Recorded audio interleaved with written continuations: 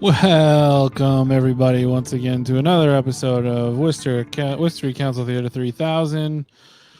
We're here. We love this city and we love its form of government so much that we set up this little fan club to be posted on there, watching, waiting, and standing by and standing back because we love Worcester and Joe Petty. I'm joined, as always, by Bill Shaner and Brendan Melican. Guys, how are you?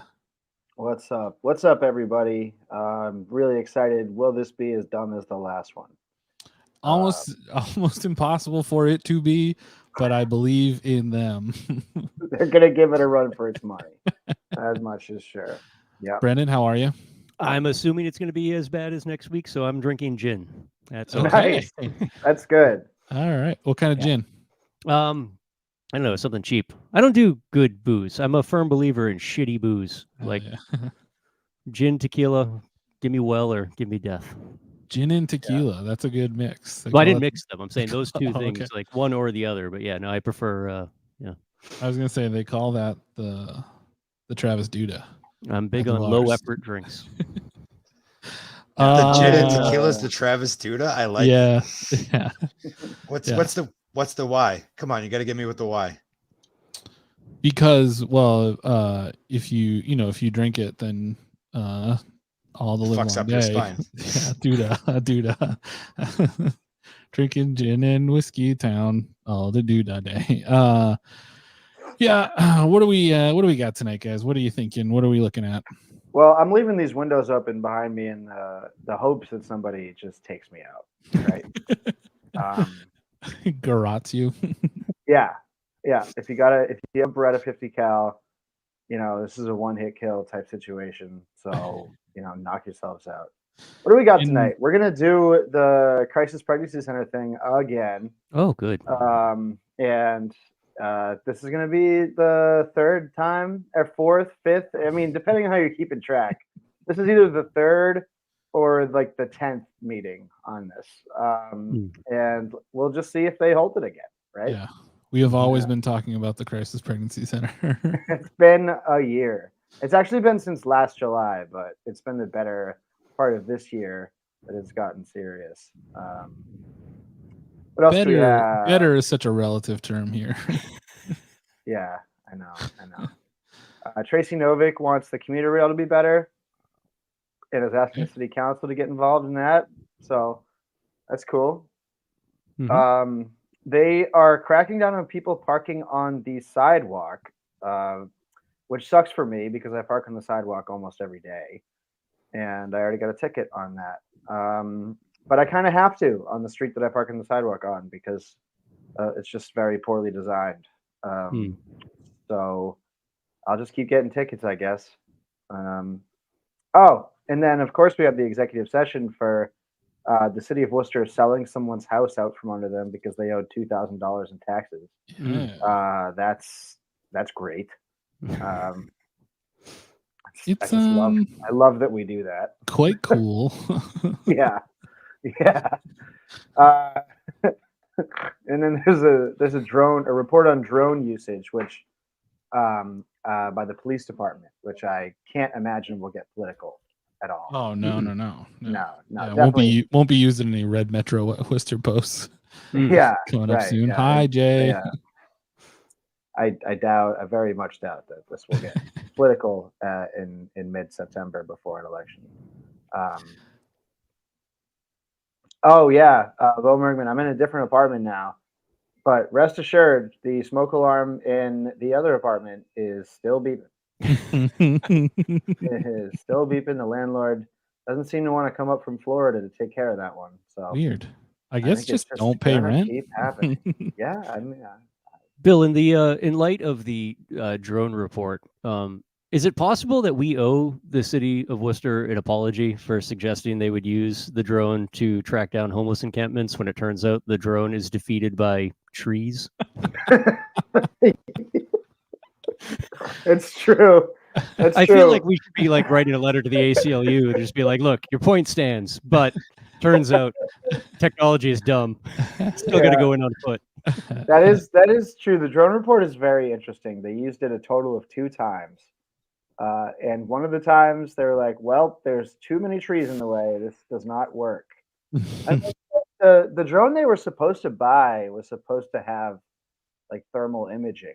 Yeah, And it was. that was the deal with hunting the unhoused was you Right. can use the thermal imaging, but Right. I guess they went for another drone that doesn't or something. I don't know. Well, one of the questions I heard coming up from people was why they kept getting it to places but not being able to deploy it. And I feel like that was something that got overlooked during the conversations early on was they still have to put together a flight plan anytime they put it in the air. So that it's very possible you get it on scene and your paperwork hasn't been filed with the FAA and your scene is clear by the time the drone is clear to fly. So yeah, good purchase. They showed it off at a kids fair. Yeah, so that was cool. Sick. Obviously, our Mo Bergmans and Kate Toomeys of the world are going to use this to just focus on how heroically our Worcester Police Department handled that Colby Street thing. But like, how was the drone actually used in that? I couldn't really make it out from the report. Did they fly it into the house? So I was told there were multiple. I'd heard that there were multiple drones on site. The Worcester one just hovered above. I was told that there was one of the Lex had a drone that was inside the house, but that it also got caught on a curtain and just kind of spun around, handicapped because it was trapped in a curtain for most of the day. Catch a curtain, bro. That's so sick. It is. It's just dumb. I mean, again, another conversation is having too is, I mean, you have toys like that. They seem really cool until you realize what a steep learning curve there is. Like if you're watching like footage of like people using them in Ukraine, like those fuckers are doing some crazy ass shit with commercial drones, but they're getting a lot of practice with those commercial drones too. Like they're losing a lot of them in the way. Like if we're only getting to fly it 4 or 5 times a year, then like, I don't know, like you got to take that thing out for get your legs under you, you know, otherwise it's going to get stuck in curtains every time you take it out. Yeah, right. Yeah, hopefully they will use it to find the missing F-35. That's the craziest story, by the way. Oh my God. Like people it was on autopilot. Yeah, it was still flying. Like circle the globe for years. So incredible.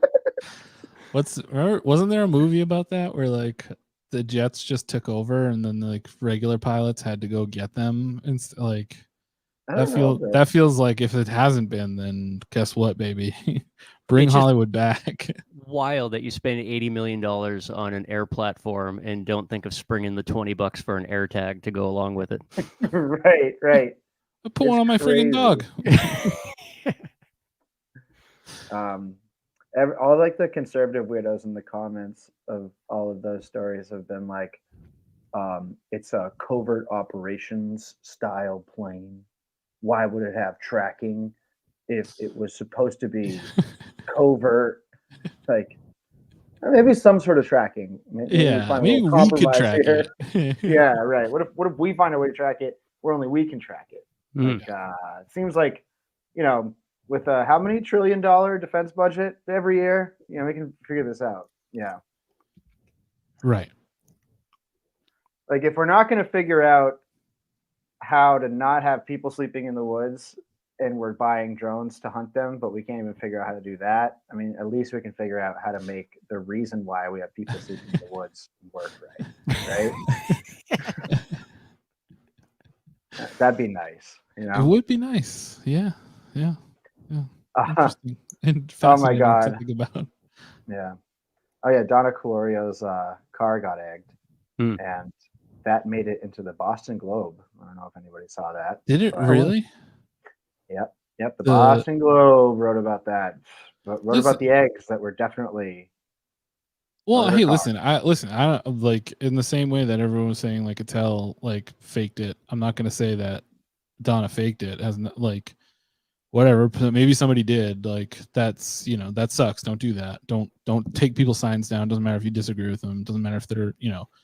But it is funny that like the thing that at least what I saw people were the most mad about. One, the fact that immediately Kate Toomey and Donna came out and were said like, well, this happened to us too, and it's been happening to us for a long time. So Like, it's like, yeah, okay, it fucking sucks. People shouldn't Right. people weren't picking Attell because that's the only one. That's the only like bad thing. They don't That's the follow key. you guys. Nobody wants to fucking hear from you. You So sh- nobody and you knew shouldn't that get a happened to baseball you. thrown at your window either. Yeah. But like, That's but also the thing of saying like, well, this would be a hate crime if Donna wasn't white, and they're really mad that like people like you take personal offense to somebody saying fuck racists. Like, yeah, right. you're telling Yeah. on yourself. It is in them trying to. That was one of my favorite points in the piece that I wrote about is them trying to make this a both sides issue. It's like the Stormfront guys that are literally telling non-whites to get out of New England in the comments of Attell's stuff. That's your side, right? Yes. Yeah. No one's telling you to get out of New England after your car gets egged, right? Yeah. So You're actually saying it's sorry, and that sucks. Like, yeah, yeah, right. your right. people are actually calling the folks invaders. Right. Yeah, invaders go home. Yeah. Jesus Christ. Yeah. So Also, eggs are dumb. I learned when the McDonald's first opened up in Tatnick Square in the mid '90s. I learned very quickly that they would give you free pickles if you asked for them, like as a side. And I had a good friend, and I would get wicked high and drive around Tatnick just throwing pickles at people's cars and whatnot. And like, see, Bill, that's objectively hilarious. Like, you get hit with a pickle, like you're just walking down the street and a small pickle disc just sticks to your forehead. That is Right. objectively hilarious. Eggs, they're just messy and super expensive, which is why I would say that there might be room for a conspiracy that this would be one of Donna's supporters. Inflation has caused the price of eggs to go through the roof. Well, and right. Yeah. who has money to just be throwing those things around these days? yeah, right. I mean, that's breakfast right there. Only That a is bakery breakfast. magnate would have that kind of money. I don't know if I told you guys this, but one day I went to my car at night and there was just a condom on the windshield. Like someone had thrown Also a condom hilarious. onto my car, which is pretty funny. Yeah. I just sort of drove around until it fell off. It was like a Hmm. it was like a snail. That's like, how you just always get slowly condoms off, right? inching its way. Right, yeah. Wait, what did the Red Metro guy do? Good old Jay Givnan. Oh yeah.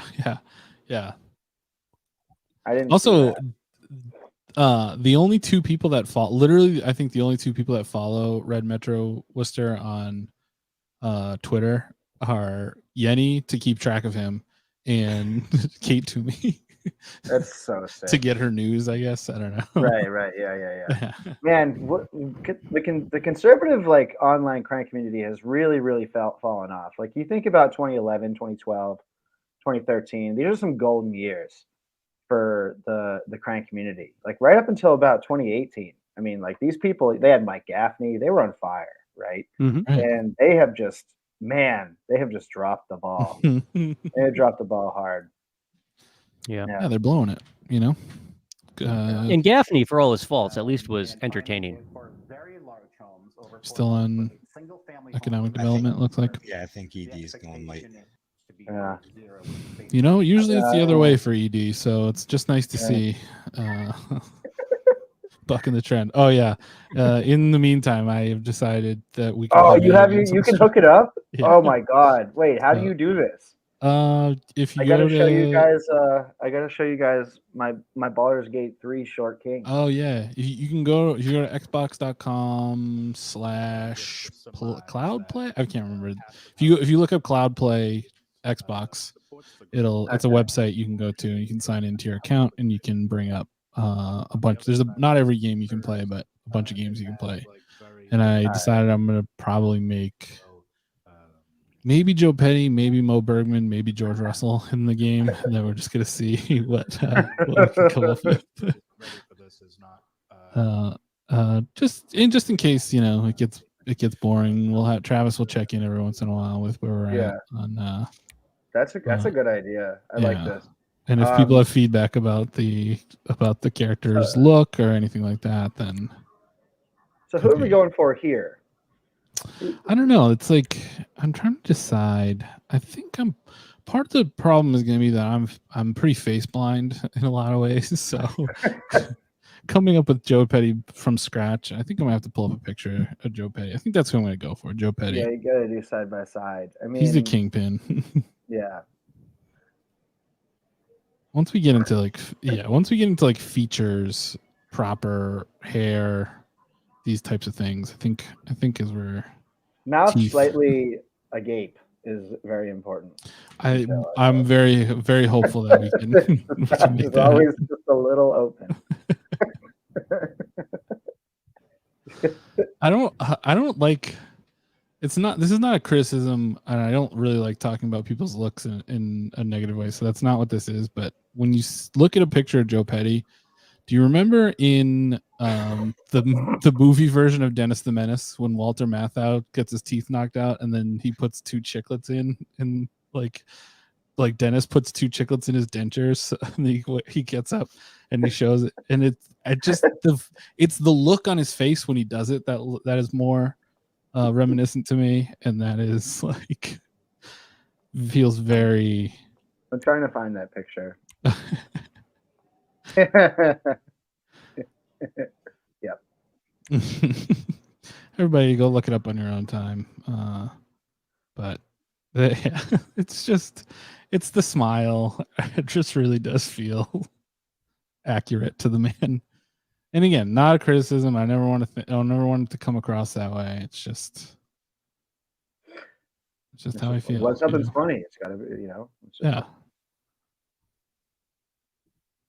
Here we go. I wonder what's so important. I haven't checked the economic development agenda. I wonder what's so. Oh my God, this link is crazy. I just found the link.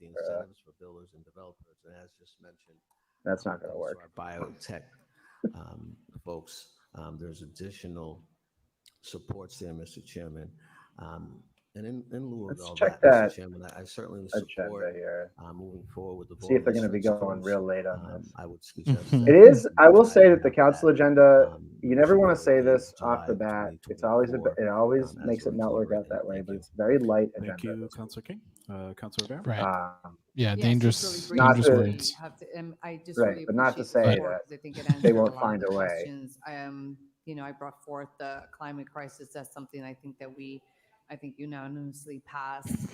Whoa, someone clipped that. Soraya Rivera brought forth the climate crisis. I think if other That's communities crazy. Boston's been able to do, where there also is a major housing shortage in Boston, which is why we're seeing what we're seeing in Worcester from all the people moving out of Boston. I think we definitely have to take a look. And there's an expression in Spanish that says "lo barato sale caro," which means what you pay cheaply ends up being expensive in the long run. And I think that's one of the conversations that we have, that it is actually more cost efficient if we think of the bigger picture versus just the immediate gratification. So I think that being said, I'm ready to support this going forward. Christian's having his own conversation. Thank you, Councilor Rivera. I echo the sentiments of my 2 colleagues. I saw Christian King. I saw Christian at Start on the Street on Sunday, and I was at some food truck, and he goes to pay, and then he doesn't have his credit card, and he has this minor freak out, and like he starts to run back to the other thing and then realizes it's in his wallet. It was just very, I don't know, it was very humanizing. Like, oh, you're a human too. That's cool. You got too much crap going on. You can't keep track of everything. All right. I don't know. It was endearing. That's nice. I like that. I'm sure he was not stoked that I watched the whole thing go down. And here we are talking about it. But you still got my vote, Christian. And with that being said, I fully support the recommendation from the administration. I also saw Kate Toomey. Sorry, go ahead. Forgot where he parked. Oh, nice. So it might be a trend. He's like, where's my car? And I was like, I've been there before, dude. I don't know where your car is, but I know that feeling, and it sucks. It does suck. Councilor King. I walked past Kate Toomey, and she was wearing her Worcester Red Sox jersey that had signatures on the back, and I didn't see whose signatures. What? But like, why are you wearing a jersey with signatures? Just go up and sign it. Oh, that would have been insane. Yeah, that's a good point, Travis. Why would you wear the jersey with the signatures on it? No respect. No respect. That's a collectible. Yeah. Because it was probably signed by Mr. Smiley or Smiley Ball or whatever the hell their mascot is. And he did it begrudgingly. I wonder if it's signed by Dr. Charles Steinberg's child bride. Oh, yeah. Gotta be, right? the city of Worcester's dowry for the Red Sox. We got you a teacher, buddy. Yeah.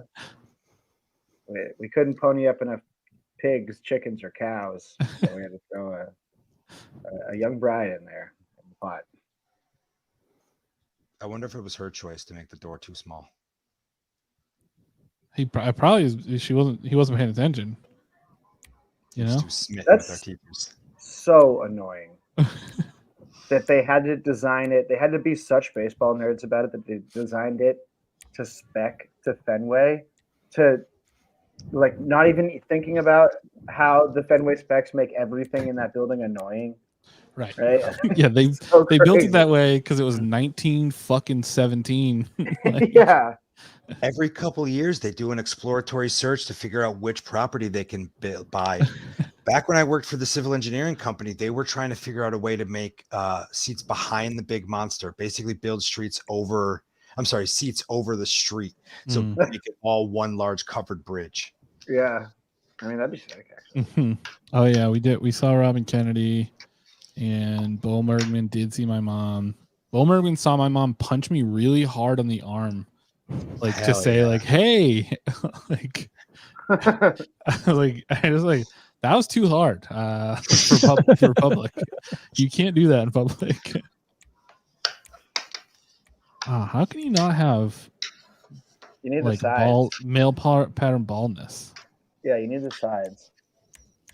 This might scuttle this whole thing. If you do Donna Gloria, you just gotta start with the fox on the side of the bed. That meme. And then go from there. There was a curly haired option that it was like Donna, but just a little shorter. Could go. Now that we're sitting here spitballing, Kate Toomey committing crimes would be pretty funny. Right. Kate Toomey. So never mind. I'm not going to talk about it. There it is. That's pretty good. That's pretty good. We're getting pretty close to Donna here. I think we should just rock with it. I feel like we should rock with Donna.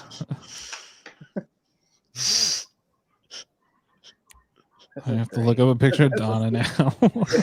This is such an improvement on just watching the council regular. just so anybody, we're not missing anything. It's still just nothing. Tell us a comedic tale. No.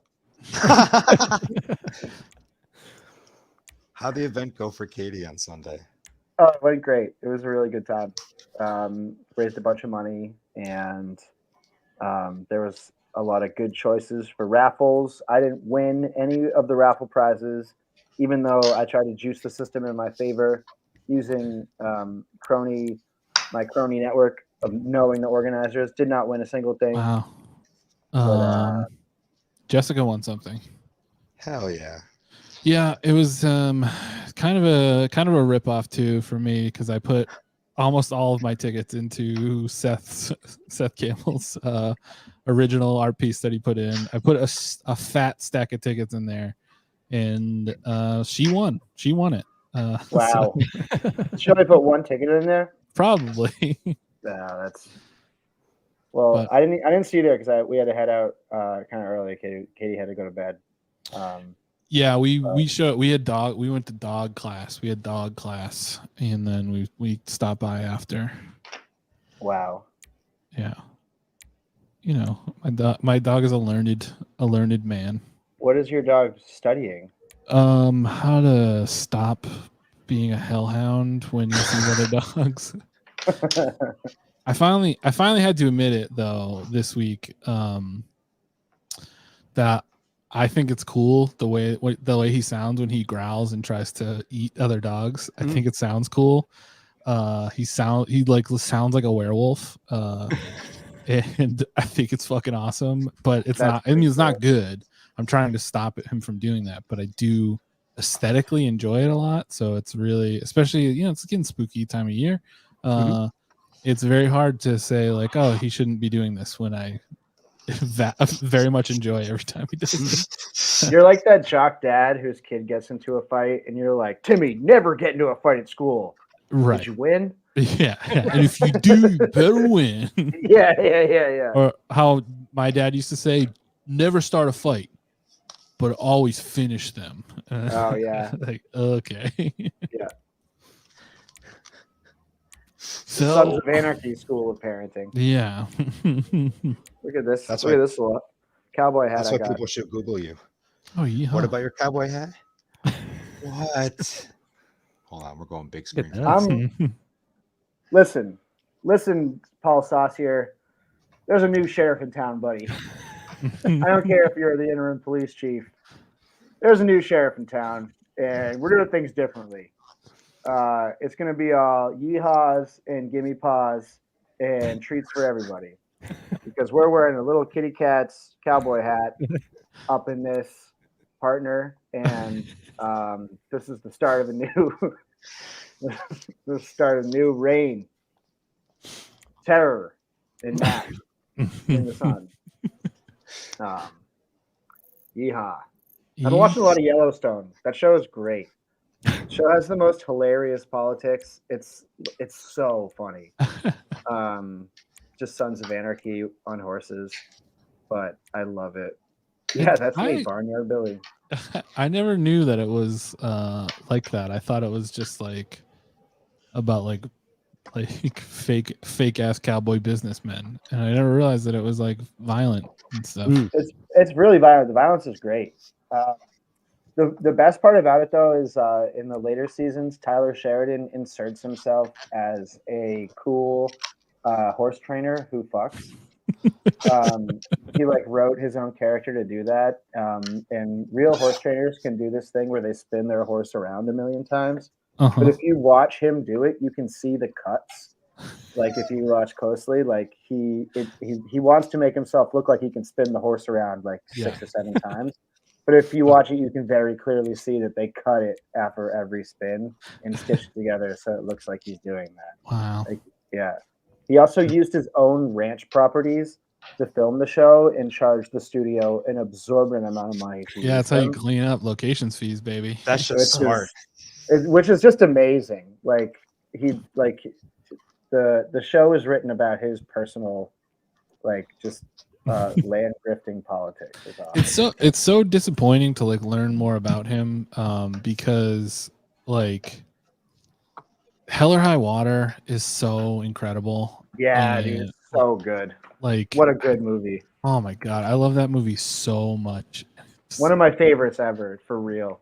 Dude, it's so good. Sicario is incredible. Like he just wrote so much cool stuff where like when you're watching it, you're thinking like, oh, he doesn't agree that his politics are not these people's politics. He's just writing about this very specific type of like Texan or, you know, like law enforcement-y kind of guy. And then you come to find out that he agrees with like all the shitheads in all his movies. Right. Like he agrees with the bad guys in Hell or High Water. Yeah. He's like, yeah, it's very, it's a bummer. It's a huge bummer. Does anybody know what color Donna Calorio's eyes are? Oh, I've never been that close. Thank God. I'm going to say brown. I'm going to say brown. I think we're going fire brown. red. Do you guys know about this comedian Wheeler Walker or this musician Wheeler Walker? Wheeler Walker Jr.? Yeah, I know about Wheeler Walker. Yeah. His whole story. Is he tooting? He is very rootin' and tootin', but he was created as like a character, and then the character got more, I don't know, presence than the guy playing the character, and now he's full on Wheeler Walker Jr. Like released 5 studio albums. It started as a joke. That's so sick. So like Drake. Yeah, right. He was a TV star, right? Some kids show. Yeah, he's on Degrassi. That's what it was. Yeah. What do we? They're still on break. Still on break? Wow. Nothing yet. Oh my God. We Donna's we go. Donna's getting smoky black eyeshadow. So we're aware. We can go into the city council meeting. We'll check in. We'll check in after we got All right. Well, they're gonna do the Pledge of Allegiance. I'm gonna switch to Facebook. That's the other string. Yeah, that's good. She We do probably the pledge wears. and the national anthem before every city council meeting, and then they spend 5 hours doing fucking so much pomp and circumstance for like just a completely broken body of 11 narcissists. Well, 6 narcissists. Maybe how many narcissists? Like if we're gonna go narcissist dominant character traits on the city council, I'm saying at least 6 of them are there. For Oh that. yeah. I would say so.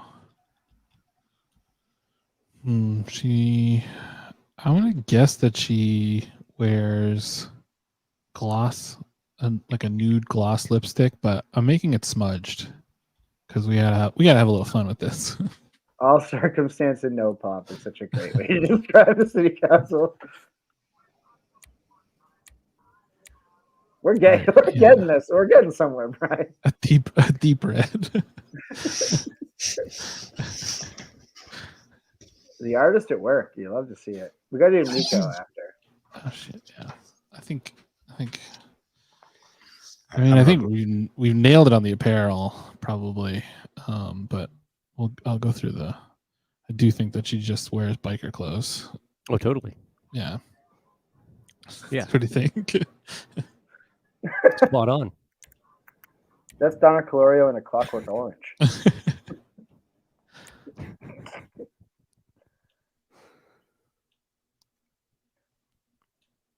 Honestly, I would probably pick up so much traction for Constitution Week. Making kneeling during the political anthem. National The political anthem. I'm going to keep calling it that. Academy, varsity volleyball team, and active member of the Black Student Union in the band. So Owen is with his parents. We have Rob and Kenya Cohane is with us today. And Brian, I'm really angry that you brought up the chiclet teeth earlier. Revolution. We have Elaine Gardella. I'm thinking about it for a long time. Yeah, I wish you kept it on the inside. So Owen, want to come up and read the? Oh yeah, Brad really got him. That Telegram article. Well, I mean, like 3 of them last week. Really fucking got it. It's an honor to be here on behalf of the Worcester chapter, Daughters of American Revolution, a group which supports preserving and educating the public about American history. In 1955, the National DAR petitioned Congress to dedicate September 17 through the 23rd each year to the commemorating the U.S. Constitution. Congress adopted the resolution, and on August of 56, when it was signed into public law. And now the way we think about the Constitution in America is so stupid. It's like some holy book. It's like it's bad to not touch it for 200 years, right? Yeah. Like you have to rewrite it every once in a while. Youngest country, oldest constitution. Yeah, it makes no sense. 2023 marks the 236th anniversary of the drafting of the Constitution of the United States by the Constitutional Convention. And whereas, and it's literally just because every child in this country goes through completely Orwellian indoctrination, the most ludicrous interpretation of history. And to the patriotic celebrations. And then 14 exceptionally brilliant genius men who don't ask how they made their money, made the greatest document on earth. And that's why America is an eagle. September 17th to the 23rd as Constitution Week. Now, therefore, on behalf of Mayor Joseph Petty, do hereby proclaim September 17th to the 23rd as Constitution Week, and ask our citizens to refrain the ideals of the framers of the Constitution had in 1787 by... I remember the first time I went to the USS Constitution, they like take you on the tour and they like talk about how like the restoration that's gone through and like all the different like all the work they've done on it over the years and all the different parts that have been replaced and stuff like that. And I like thought to myself like, well, it's not even the same ship when you really think of it. Like what makes it the same ship. No, never 12 years before I heard of like the ship of Theseus, but I thought I invented like a philosophical like thought like that's not even the same ship. What does that mean? What makes it a ship? Like the stupidest little fucking idiot. Whereas jazz, as a unique American cultural art, is an open, empowering, and free platform of creative, individual, and communal. That's true. You know who would have hated jazz? The founders of the Constitution. The guys who wrote the Constitution. Fucking. It'd be like a medieval peasant type thing. They hear one Miles Davis record that just dropped dead. Demonry. Yeah. Witch. Whereas Joe Petty's a big jazz guy. Huge jazz guy. You know, because it's about the words you don't pronounce. Continuity while simultaneously expressing the musical spirit, collaboration, free expression, and perspective of each performer and the free form solos to tell a musical story.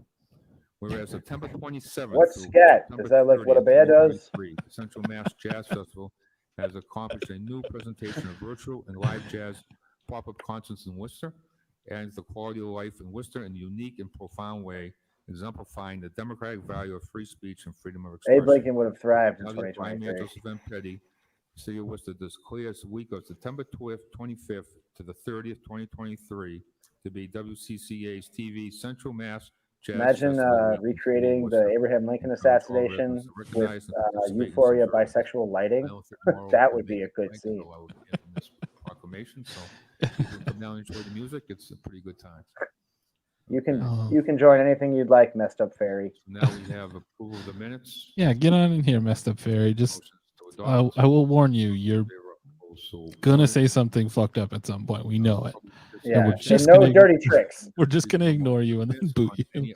So if you're planning on doing that, if everyone wants to speak on any just item, have it be like when anyone knocks on my door to try and sell me something. I just don't open the door and I say thank you until they walk away. I am also just leave. Worcester, and I'm the chair of the. Usually, we have a hard line ban on smaller humanoid type figures. Dwarves, no way. Gnomes, get out of here. Pixies, don't even fucking try it if you're a pixie, bro. But if you're a fairy, we'll make an exception. Yeah, just be cool. That's all we're saying. Just be cool. Is relative to addressing illegal parking on no riddles. Illegal parking on sidewalks. Now, when I first heard this, I thought, how controversial can that be? Illegal parking on sidewalks. It's something I think we can all agree is a problem. Just a couple of instances where people are parking illegally on. Okay, says the guy with a driveway. In front of several of the businesses, people are. This is the most drivewayed man I've ever seen. There's no way this guy doesn't have a driveway. I don't know what they are, motor vehicles. Yeah, you're the big time hate group. People are parking on the sidewalks. Now, the reason this huge. is important to me is I'm a member of. Well, not you, Doug, though. Disability myself. Doug is so hateful that he makes. Doug is in and of himself a hater. Using a wheelchair to access the sidewalks if they're not illegally parked on. So my request of you as city councilors is the Worcester Working Families is a hate group for and take heed as to what white Worcester residents who never had to take an MCAS test. He very carefully explained what his department was doing in regard to all of this. I just ask that you move this issue forward so that people are not parking illegally on sidewalks. Another instance where this happens is near Coe's Pond, one of the gems of our community. People are parking across the street on top of the sidewalks so people with a wheelchair can't get by. I just think this should be addressed. And I mean, I agree with that. It's like as inaccessible as the city already is, makes it so much worse. Mm-hmm. I think we saw a post on the preliminary election day that somebody literally couldn't vote because they couldn't get their child's wheelchair down the sidewalk. There was no way to do it without going onto Shrewsbury Street. 8. But there needs to be, a solution because there's also nowhere to park in the city. Relative to the sanitation cost in city trash bags. It's just another way. I'm very kidding about my support of people parking. Sure, that's what's in the report. If I'm just a scumbag. Okay. We obviously pay a lot for all the different services. I don't know how much more you can get out of the citizens. If they're going to be paying more, there will probably be more litter on the streets. God, get this guy a Tucker Carlson, dude. Again, 9-10,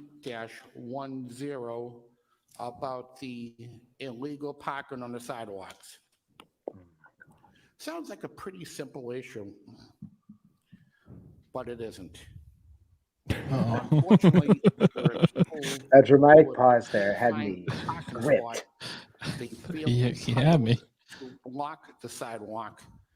I don't know if you noticed this, Mr. Mayor, Mr. City Manager of the council, but there are a lot of people out here who are handicapped, either by Why is he going for a gotcha? They're proposing this, right? They're not proposing to let people park on the sidewalks. People have to go into the street. He's framing it like a gotcha. I love this guy. I He's would so like to fucking know stupid. a legal opinion, if I can ask. Here we go He again. always tries to ask, dude. You can't ask. They're not gonna answer you, dude. Paid out a lot of money on different settlements. So if we do the right thing, we can maybe save a couple $1 million so the city doesn't keep on Oh, getting Mr. sued. Thin Blue Line wants to talk about settlements. Yeah, right. Idella Hazard, City of Worcester. It is difficult with people parking on the sidewalk. However, Oh boy. She's when gonna we say exactly what upgraded I the said. neighborhoods, we took away parking on one side of the street and widened the sidewalks. And I know that a lot When? of Oh people my. have to get their groceries into the Why house, didn't the their sidewalks? homes. So on the side of the street where there's Why didn't the parking, sidewalks end? they have to pull over and park on the sidewalk. I swear, there should be run a their this. groceries up and down to the second and third floor. If all of these people are here to talk about the Especially fucking in the winter, sidewalk, that's I'm difficult. gonna flip out, dude. So they're not there all day parked on the sidewalk. They're parked there for maybe 10 or 15 minutes. It makes it difficult for disabled people. And I know that it's very unfortunate. But this God, problem was the ADU. created Oh yeah, the ADU thing's in also the on the city. agenda We too. had meetings when Oak Did you guys Hill was hear in Jose Rivera on the radio saying talk that about we he did doesn't not want the people to be able to parking rent taken out their away from one ADUs because side it's of the going to street. change This the happened on character many of the sides, neighborhood. many Oh yeah, streets. people have been saying change the So character it's of the kind of neighborhoods a like, lot lately. Yeah, what do you mean by that? how do we do Yay. this? People What have do to you get mean? the groceries, and people with young children can't It's so crazy park how around the like corner and just carry their working as a young court small officer children can radicalize you and the now. groceries and get Like it it used to upstairs be like in the just dormer. cops got radicalized, then it started to become like jail guards and prison guards got radicalized, and now the people that work at court Hi, can get my name is radicalized Shirley too. Cullen. I'm speaking in opposition to the ordinances set forth in 11B. I work at First Concern Pregnancy Resource Oh, Center. Brian, we're gonna need a transcript. Oh, good And I would Lord. love to invite all of you to come to our center to check out all that we have to offer. No, what are you to guys doing tomorrow? Let's all go down. We'll go on a when tour you together. come, you will find that we are an organization that has been within our community for over 30 years, and we have supported hundreds of women and families who have planned and unplanned pregnancies. We do this by offering parenting education, both in person and virtual, by offering materials to moms like diapers, brand new clothing, car seats, pack and plays, hygiene items. She's not even from the Worcester one. Babies. We offer weekly support groups. This isn't for a Worcester. moms, It's in like Tewksbury where or they get something. to opportunities to make connections, find support They're in like, one quick, another. quick, quick! Find someone who's not a fucking idiot that can speak. Yeah, this is the first Tewksbury. Every week for those struggling. Just going back to our earlier conversation about the hilarity of throwing food. Like if David Webb threw a pickle at this woman right now, it would be objectively hilarious. If he threw an egg, I'd feel bad. But if he just what if he threw a pickle and missed and it hit Marco? We help with also hilarious. Or it bounced off her and hit Marco and stuck right to his glasses. Doubly hilarious. Help with rent.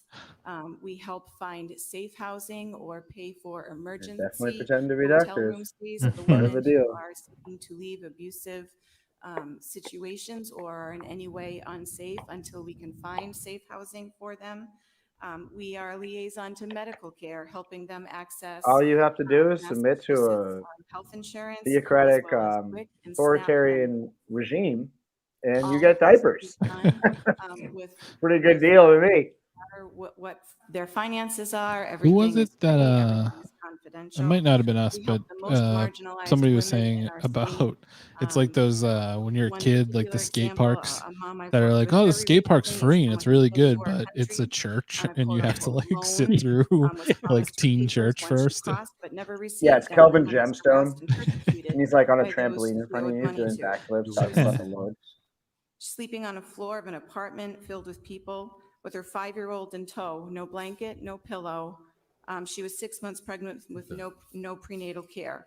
Working alongside us and other agencies. That's like what I was Worcester waiting for a break to say, Kara, is like everything she's saying is actually kind of awesome. And I'm really happy that people like her are doing nice things for other people. But like, you take that whole list and add to it and lying to women, and the whole thing kind of falls apart.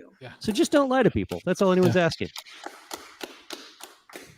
Also, a fair amount of that stuff Planned Parenthood does. I'm Megan Paradise, Executive Director of First Concern PRC and a member of the Pregnancy Care Alliance of Massachusetts. What city or town you're from? Oh, there it is. And I oppose Pregnancy the Care ordinances Alliance set of forth in Massachusetts. 11B. I attended online look up last who week, funds and I that. felt it was That'll be necessary to fun. briefly correct some of the misinformation. Oh yeah, that's from Clinton. This is where we're at. If everybody wants to yeah, dude, Donna is bad to the bone in this one. The chlorinator. I think you'll see her flying and driving skills are exceptional. So I would not throw eggs at that lady's car. I'll tell you that. I would be too scared to do that. all right. Oh no, I can't type Dang, messed up fairy is getting testy in the chat here. Yeah, let's go.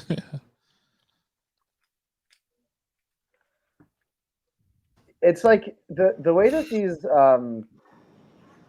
anti-abortion people approach it is like without any sort of nuance at all. They're just like talking about it like the city is proposing a full-on ban. They're not talking about like any of the specific issues, because if you look at the specific issues and the specific services they provide, their whole thing kind of starts to fall apart. So it's best to keep it in the free speech arena than in the medical practice arena for these people, because in one in one realm they have a claim to existing, in the other realm they have absolutely zero claim. That's where it starts to look nightmarish. But I don't think I can handle another night of speeches by people who don't know what the fuck they're talking about crisis pregnancy centers. I don't think I can fucking take it. I only want speeches from people who know nothing of what they're talking about that we elected. Right. No unelected morons tonight. Yeah, I mean, heading into the election, it couldn't hurt if we get another round of everyone talks for 5 minutes without any prepared remarks on this issue. Yeah. I mean, like, what could go wrong, right? Myself and the other residents at Trahan Ave, we adamantly oppose the installation of the power lines on Trahan Ave. You're gonna get COVID from the 5G. On the rear of the houses that could be used. They were used for the previous two businesses that were on Hamilton Street. If these poles were installed, it would fully encompass 5, 7, and 9 Trahan Ave. We wouldn't have any access on any side to our properties for those 3 residents. Surrounding the homes with these wires raises concern regarding our health and safety, the electromagnetic field, if that's an issue on our health and well-being. National Grid. Thank you, Brian. I left my tinfoil hat in the other room. That was amazing how well you called that, Bill. Just trying to be. All right, so this is Donna. And Donna can steal a police car, right? She's basically I think deputized. so. I think we're gonna find out. She's deputized. Oh wow, she won't do it. She can't. She can't. Her moral compass will not let her steal a police car. She wants to earn it. Yeah. Well, I guess we'll just. I've been watching this HBO show that's kind of brilliant. Telemarketers. It's about dude, Patrick J. Pespis. Dude, yeah, it's about how the police unions basically invented telemarketing for their own gain. Mm-hmm. That show is incredible. Yeah, it's really good. Donna's good at driving. Donna should take out all the telephone poles.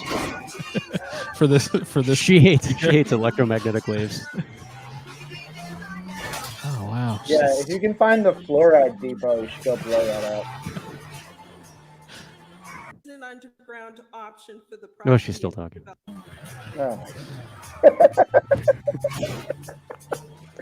Oh, this is a new level of awesome. Out of my way. Imagine the resident Definitely park that car on the sidewalk. Wait for my ticket. Let's go back. Who's this talking? We're gonna see what this is about before we cut away. Robin in this issue on 11A. It would fully encompass all of our yards. Oh, get out of here. Talking about power lines. Get out of here. This will take.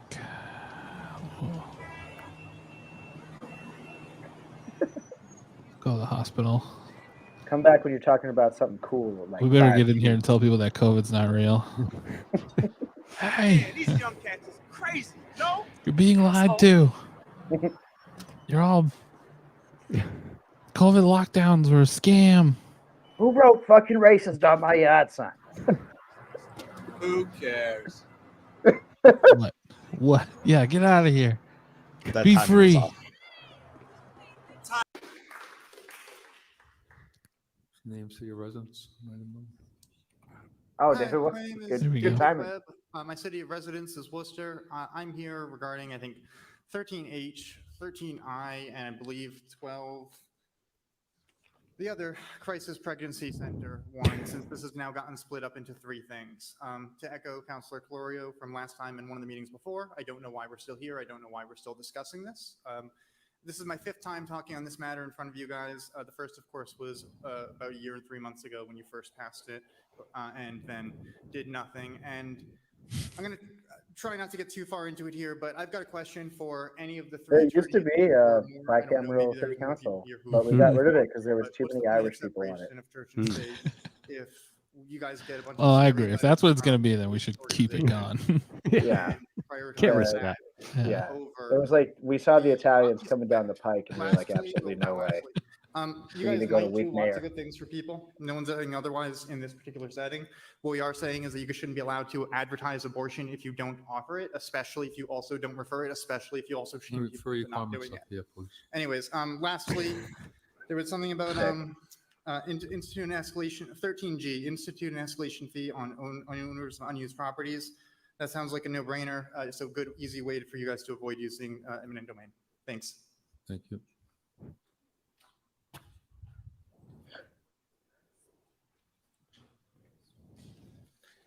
What's your names to your residents? Matthew. Worcester resident, District Hey, 2. how do you know? I just wanted to speak on item 8A. It's one of the petitions about asking this body to try to work with the MBTA, Keolis, the state, whoever needs to be involved in the conversation to maintain the Heart-to-Hub Express on the commuter rail. It's already been decreased a little bit since the pandemic started. The upcoming winter schedule basically turns it into a local. Cutting out those like Boston suburb stops doesn't really count as an express. So if any pressure can be put on to try to maintain that Heart-to-Hub, that would be great. And to try to like set up some sort of better communication process for when these schedules change. We basically don't find out until like 3 weeks before the schedule changes. So if you have to adjust for work purposes, that's not really great. And then quickly, I don't know which item it is, but the sidewalk parking thing, like we have already dedicated so much of the city space to cars. Can we like make sure we're keeping cars off of the little bit of pedestrian space we have? Thanks. Thank you. Hell yeah, Matt. That's local newspaper celebrity, Matthew No. Yeah. Giselle Grenier, Go see him at the I'd like to library. comment also. And I'm also opposing the polls. Ask him to read to you. He has, legally, he has to read to you I'd if you like ask. to know who who here tonight would voluntarily live in a home that is surrounded Get out of here. We're driving. We're getting away. We're getting out of the city for a little bit. They're making it sound like they're just building like a fence out of telephone poles around this entire neighborhood. Yeah. Right. And how many of them wanted the wall built? You know what I mean? We're building a wall. We're making terrain Ave pay for it. Wow, Do you guys think I Donna's can do got that in my moves, real huh? car? Yeah. Donna's got freaking moves. Yeah. Donna can drive. Donna must have gone to skid school to learn all these tricks. Can you switch off your radio, Brian? Oh, is it coming through? Oh yeah, we can hear it. I can hear all of it. No, let's. We don't need to hear the terrible things that Donna's saying under her breath. Mm-mm. I think Donna should be driving that Blazer up there that just passed you on the right, Brian. All right. Let's see what we can do. She's not going to do much damage in this Mini. Can you do a pit maneuver? Show us you're a cop on the inside. Now take it on the. You want to hit the back wheel, same side. Take her, yeah. Right next to the gas can, right? Yeah. Take her out. The lady's still talking. Oh my God. porta potty several times into our yards. Oh And my now gosh, it's she's so neighborhood- going. I can't handle that shit. Yep, turn hard. Yeah, there it is. No, you got to force the front out in front of you. Yeah, he's got more weight than I do. Yeah, it is hard. I'll just go and take it. That's fine. Excuse me. Hi, city councilor. I need this commandeering your vehicle for official city business. Thank you.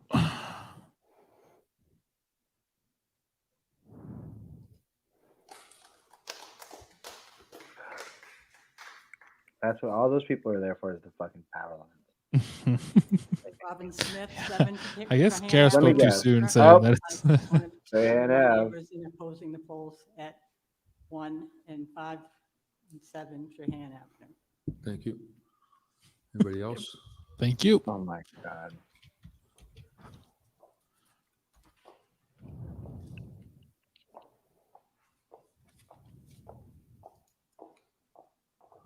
Oh, let's just guess based on. The owner of 294. Yeah, put it down. Put it down. There you go. Perfect. Right there. we heard from her last week, right?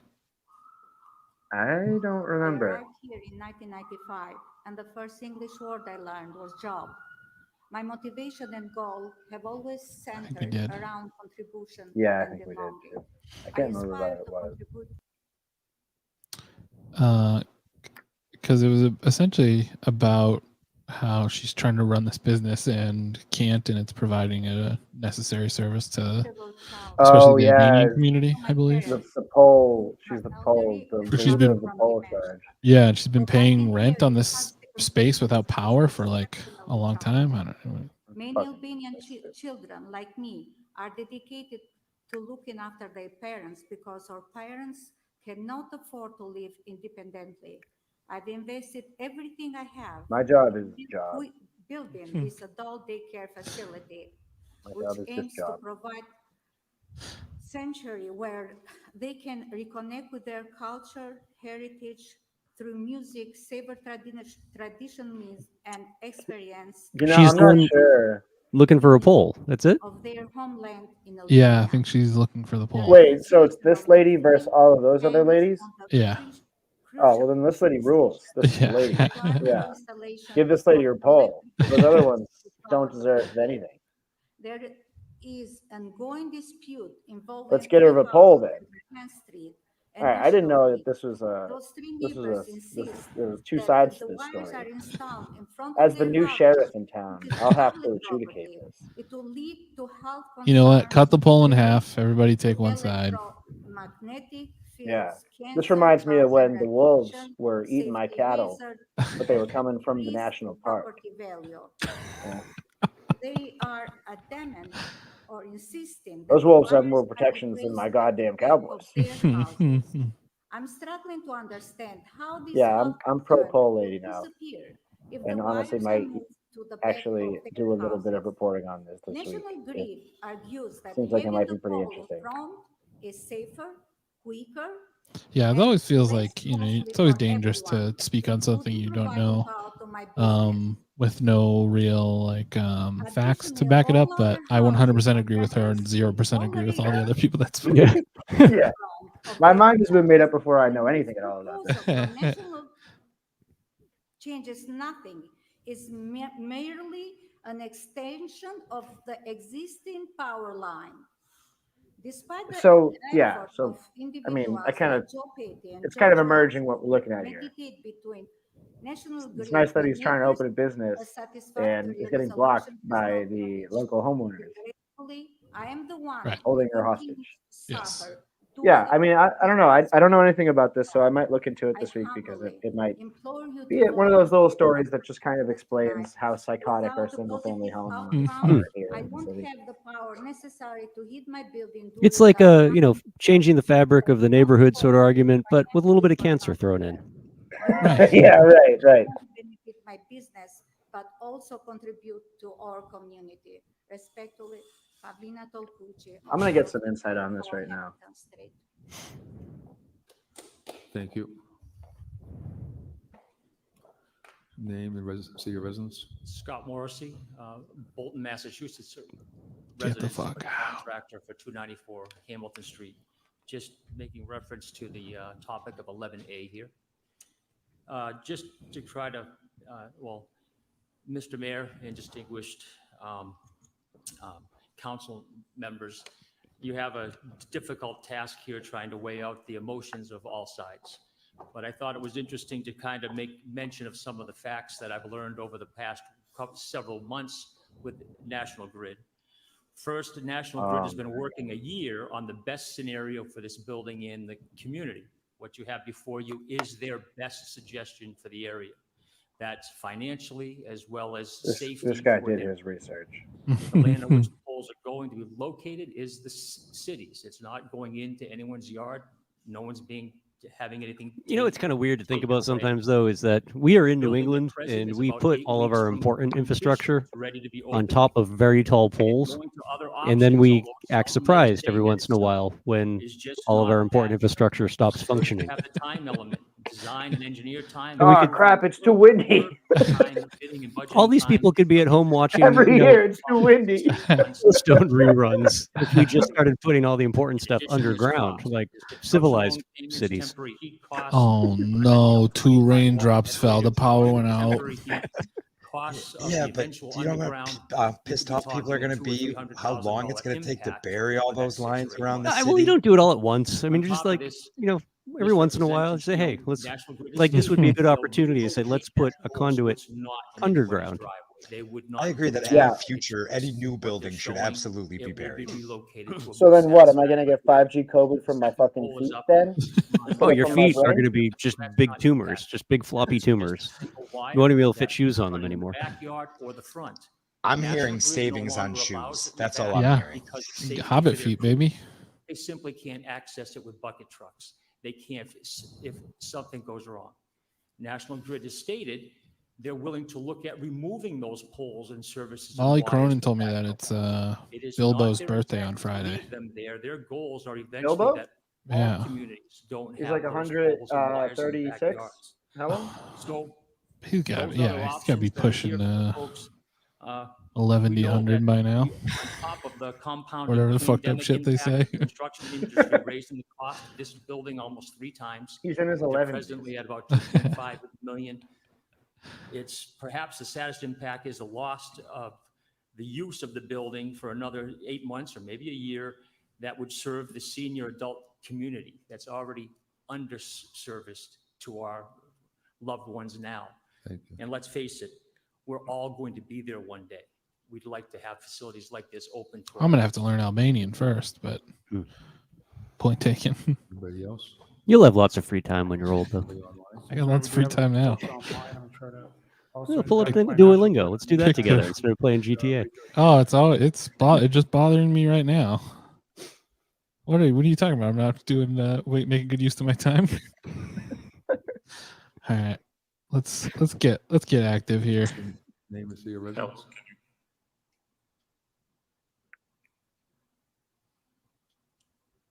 Will you hear us? I can hear you. Can you hear me? We can. Just please state your name, city of residence, on the item you're calling on. Sounds good. My name is Celia Torova. I'm a resident of Worcester, and I'm calling to speak in favor of item 11A. So I was on the board of the Albanian Festival and one of the organizers and a member of the Albanian community in Worcester and broader in Massachusetts. As you know, the Albanian community has a lot of successful businesses, not only in Worcester, but throughout Massachusetts. Similar to Pavlina's story, I came here in 1998 and proud to call Worcester home and contribute to its growth and success. What we're currently missing in our city is a culturally appropriate business that can take care of our elderly parent and also serve the general population. All right, so I'm very I happy confirm that we're reading the situation with this telephone pole more or less correctly. Absent any minutia of details, it is just a nice old Albanian woman being held captive by psychotic single-family homeowners next to her. Regarding a telephone pole, it is, yep, that's about as stupid as. Oh, you're going for the job? Yes. Nice. Yes, yeah. Donna. You couldn't get onto the prison above the overpass. That stinks. We'll get there. Don't worry. Donna's determined. How are you going to free all the wrongfully imprisoned police officers? I'm going to take the angle that the proud Albanian immigrant approach was incorrect. They should have just framed this as like, we are not Luddites, and we don't just make shit up in our neighborhood. Right. Like, we're just trying to open a business, and we are pro-electricity. Can you guys hear me?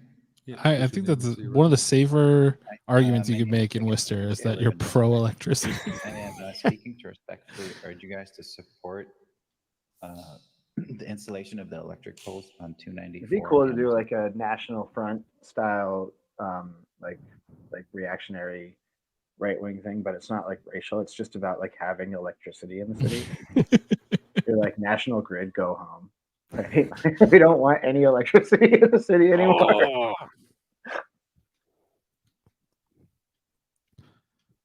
Just getting a little more speed. We need to build a wall around Worcester and electricity. An electrical wall. Yeah, we need to build an electric fence around Worcester. And Auburn's gonna pay for it. Come on, Donna. It is crazy though how like little neighborhood issues like this really are such an exposed flaw in Plan E government, the one that we have, because like think about like a bicameral city council where you have your like actual executive body. Donna's in prison. Guess That's an what? airport. It's an airport. It's an Air Force base. And Donna Clorio's reenacting the last scene of Heat. Donna Clorio is making her final run to finally steal the F-35 from the Marines and is going to Ghost ride it to Worcester. Yeah. Far away where no one can find her. She can finally live free. If it's even on site. Oh no, they hid all the jets from us. They knew.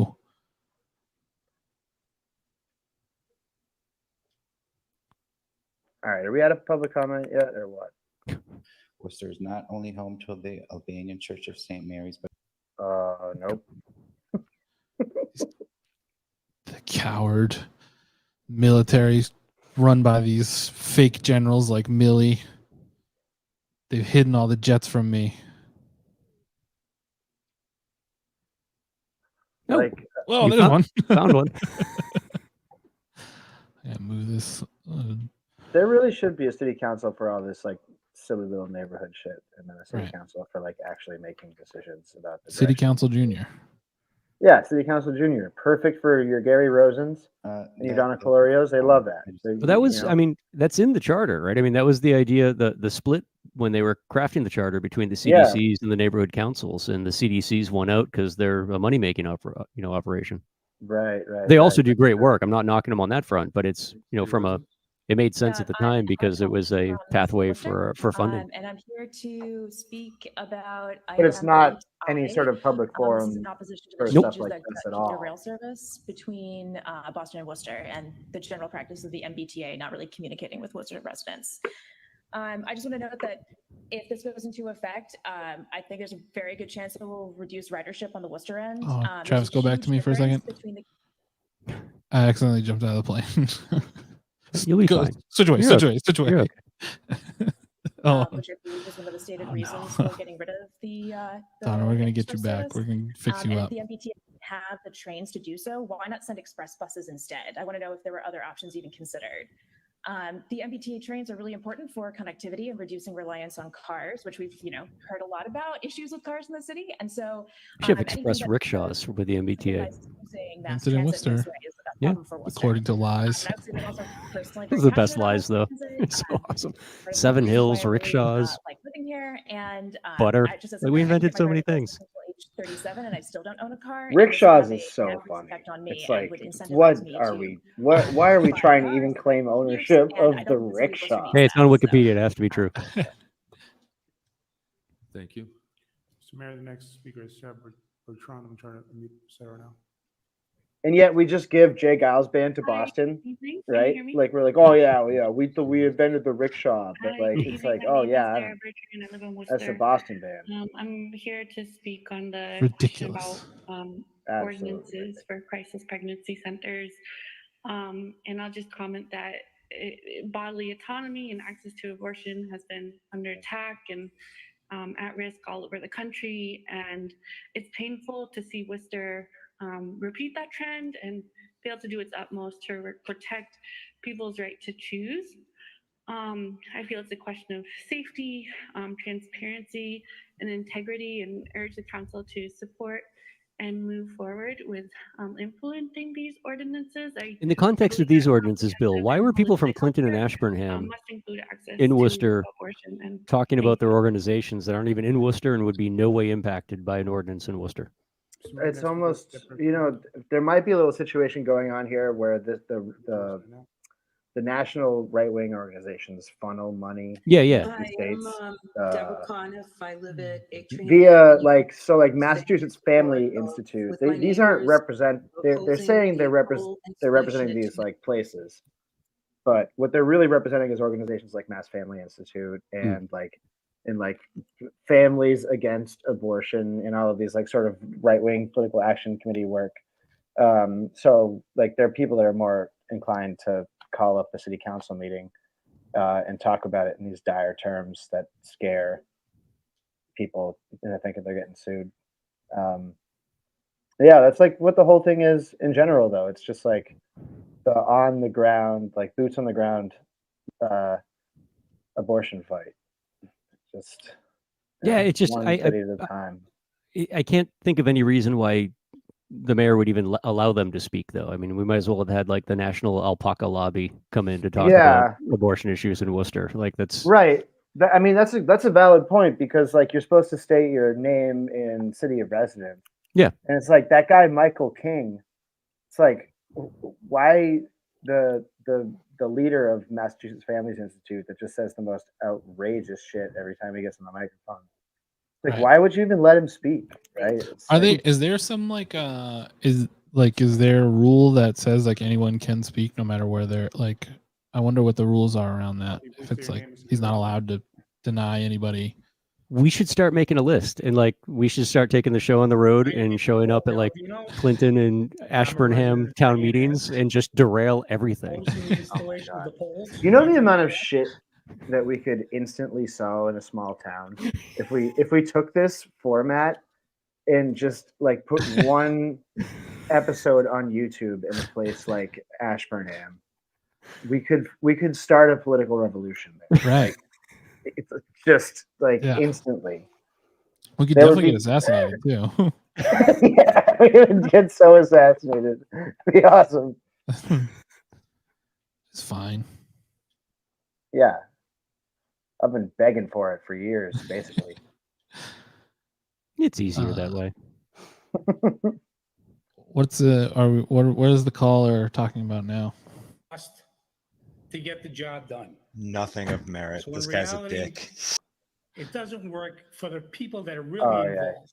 He sounds I want to Those hear that are gonna have to look dickheads. at these things for the rest of their lives. And when it comes time to sell your property, Oh my it God, does he's talking about become the a fucking downgrade. polls. It's gonna downgrade the property value. Property values. His main point was that this was still a for-profit business, that it doesn't actually help community. Yeah. That's So awesome. this guy's anti-business. All right, good to know. Yeah, but Keep definitely that voted for keep Trump that in as a mind. businessman. Yeah.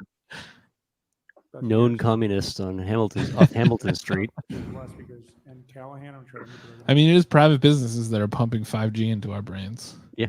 And giving us the foot COVID. Hello, can you hear me? This is Nina Callahan. I live in Worcester. I totally oppose the polls on Trahan. Why didn't she wait to ask if they could hear when she asked if they could hear her? She didn't wait for an answer. Should have had a proper business plan in place, and the city should That have that was told her built into at the that script point that she's before a reading permit from. was given, how much electricity was needed for that building. A proper, a not good business plan on her. I think we should commit to starting a bail fund for this little Albanian lady and then talk her into just burning down that whole neighborhood. Oh, yeah. I think we need to seriously consider ways to drop property values. Yeah, for real.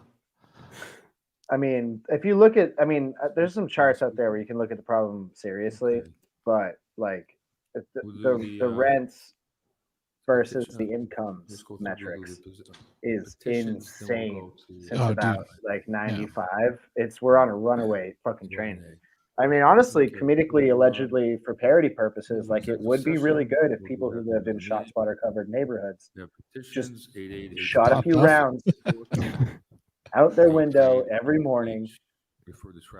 Safely into a bucket of sand. Yeah. Safely into a bucket of sand. If we Into just one of those shot- gelatin guys that they used to make on Mythbusters. And Tracy Novick, at the request of City Council, request City Manager Oh, here we intervene go. with the Massachusetts Bay Transit Authority, Keolis Computer Services, and state government to preserve at least one Worcester Express train that arrives in Boston at a time between 8 a.m. arrivals to work. My friend Dan was telling me about this company, this strip club in San Francisco got in a lot of trouble for renting a box truck and making it like see-through plexiglass, and they had 2 stripper poles in there, and they just drove the strippers around, stripping throughout the streets. Thank you, Mr. Chair. My name is Tracy O'Connell Novick. I live here in the city of Worcester. Tracy. And while I am a member of the Worcester School Committee, I'm here entirely on my own account to ask for your assistance for a change, by the way, that will take place on October 2nd. So I'm concerned to hear that the item is being held.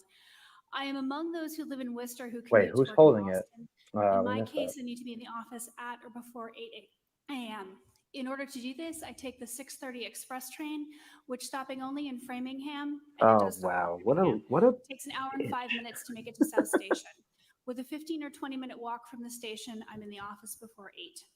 This train, as of October 2nd, will no longer be an express. It will make That's all so stops petty. between That is Worcester and so Framingham, petty. Yeah. thus becoming, like all trains from Worcester, a train that takes at least an hour and a half. With a 15-minute ride to the station, a 15-minute walk on the other end, my commute will then take 2 hours, and I will not make it on time. In order to make it before 8 a.m., I will now need to take the 5:45, which means that I will leave home at 5:15 in order to get my iced tea on the way to the train station. I will leave by car because the WRTA doesn't run that early. But Mr. Chair, if I'm going to get in my car at 5:15, might as well drive to Boston because I could be walking into my office at 6:30 rather than walking into my office at 7:30, which is what I would do if I took the train. I put to you that this is not a calculation that is in anyone's interest for me to be making. I know that a great deal of money is being invested into the condominiums and apartments that are going up within blocks of where we meet, and most have touted their access to the commuter rail. Are all of these potential new residents aware that this Boston commute would take them 4 hours round trip? This is a basic quality of life issue for scores of Worcester residents. It is not too much to ask that at least once a day, there is a train that takes an hour or less. I think a requirement for city councilors going forward that we should write in the charter is that they have to live in a real city for an amount of time before they can come back and serve on the Worcester City Council. Administration work Put 'em on with excursion. delegation to allow us to retain this basic access. Thank you, Mr. Chair. Thank you. Okay, so that's held on the privilege.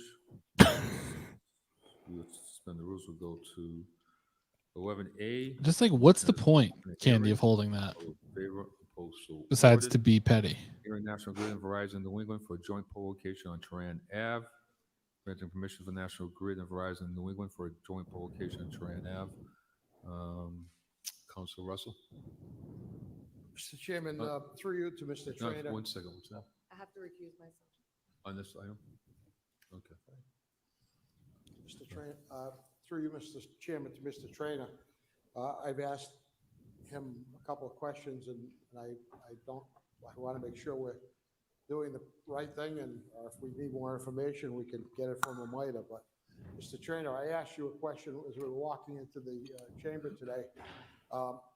For conveyance, when we're selling something or giving something away, how many votes do we need?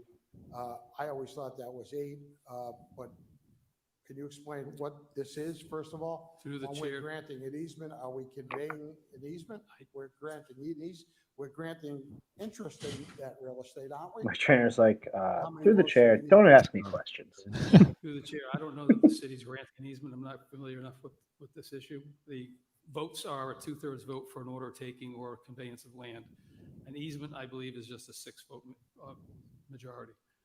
That sounds so You say that unconfident. again, please, through the chair. Chair, for adopt an order of taking or to sell land is a 2/3 vote to appropriate the money to sell the land. Yeah. And the appropriation is the stated I really appreciate how Marco holds his laptop. to convey. Like To an inverted, abandon an easement, abandon your rights and property, it's a 2/3 vote. it's like a belly top. My recollection is Everybody to his right is warning him of the cancer that are now in his testicles. What, from the administration, from the law department on what this is, if it's 6 votes or 8 votes, because, I mean, I've spent a few days in the real estate business, and my Understatement of the century. Comedic effect. You don't have to sell it all together, but you're granting the rights to it. And if we're granting the rights to National Grid and to Verizon New England, which is what this item is, and that's what this council's decision is tonight, then I would ask for a formal report from the administration. And if it is 6, it is 6. But with all due respect, and Mr. Trainer shouldn't be looked upon as though he's giving me an off-the-cuff opinion, one that I didn't ask for in advance, one that I didn't send him a communication on. So I respect the fact that he might say, gee, let me look up and make sure what it is, because it might not be something that we deal with every day. Mr. Chair, just to clarify though, I don't know that we're granting an easement in this case. Usually these petitions are what's called a location, which is something that's different than giving an easement. They're within the public right of way. And I was looking to the commissioner to see if he knew what this was, because I don't know that we're granting an easement. Well, I think this is just a grant of location, which is a majority vote, 6 votes. Okay, well, still like that report, and I'd like to see what the difference is between the two, because if you're granting it, and I'd like that information in writing for our next meeting if possible.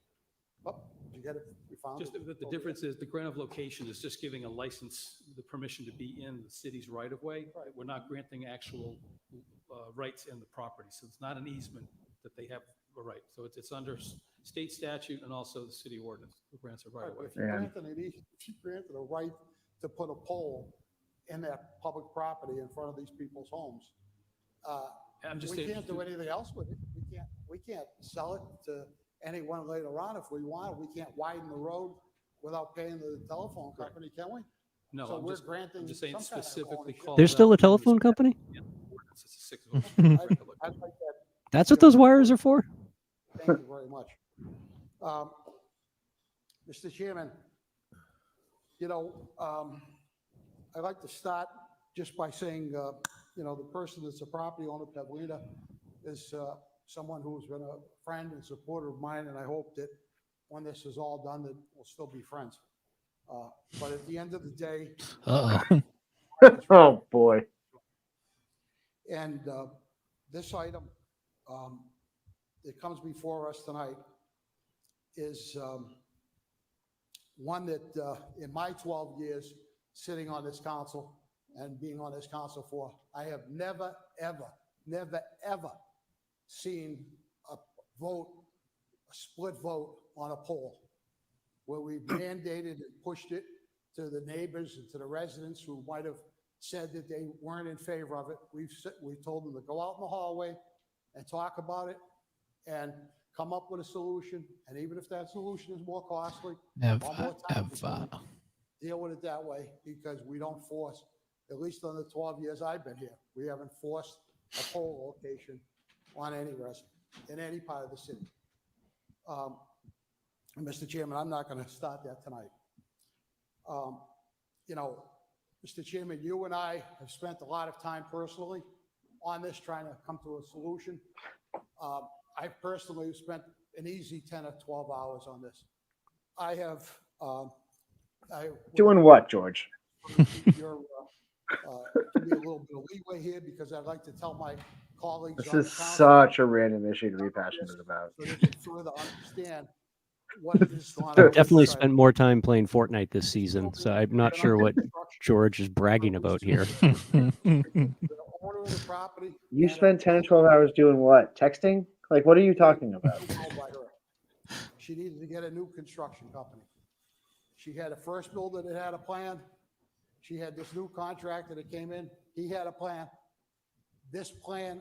It's so funny to be like, I hope we're still friends after this, when you just getting up in front of God and everyone and just calling her a dumbass. This wouldn't even be on the agenda if National Grid had it their way. It would still be in a pile on somebody's desk at National Grid if myself and the city clerk and his staff didn't make an effort to get this item on the agenda. You know, and the engineering, what we did was we said there's poles in the backyard, and the poles in the backyard not only service Trahan Ave, they also service Elmira on the back. So folks that say that the poles are going to someday come away, they're not going to come away unless you put poles in people's front yards on Elmira. So those poles not maybe only that's service what they're the saying. houses on Trahan Ave, they also service Elmira, the next block over. You know, the property owner, Pavlina, graciously offered to the neighbors at the meeting in your office. Mr. You should Chairman, have to explain why you hold something. to You help gotta change that. give them some money toward. I'm still thinking about how crazy it was that Candy just held And that was nice. such an innocuous petition to like, hey, can you please like put some pressure on the state to keep the express train open? And Katie Merrill Carlson just held it. Like, what the fuck? Including one that's fairly recent. Why can't you do that? And then Yeah, the I answer would do that's that if I liked you. It's too dangerous. It's too dangerous for us to put those high pressure wires in the back. Well, folks, those wires are pretty much the same distance between the back pole and what the front pole will be.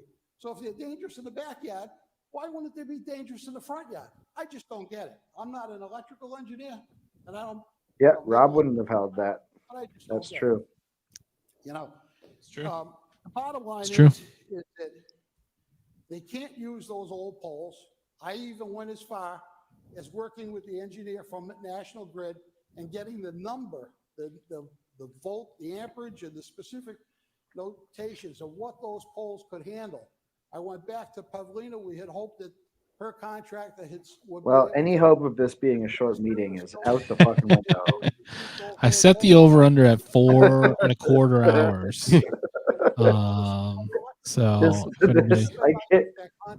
the indignance with which George Russell is talking about this. It's like, what do these people think their job is? You should be allowed to ignore stuff. Trav, I think it's probably good that we didn't get into bed with Tesla, though. Based on the fact that Elon Musk is about to lose all his government contracts and they're just turning off people's cars remotely just so they can't charge them anymore.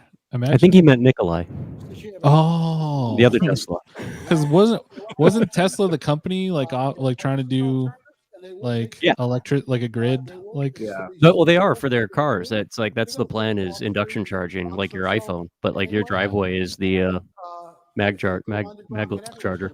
I just saw a story about how, I mean, this is not brand new, but somebody broke their warranty by getting work done on their car, not by Tesla, and they just turned off the charging capability on the car. So I don't, I mean, come on, National Grid. That's so get your act sick. together here. Yeah.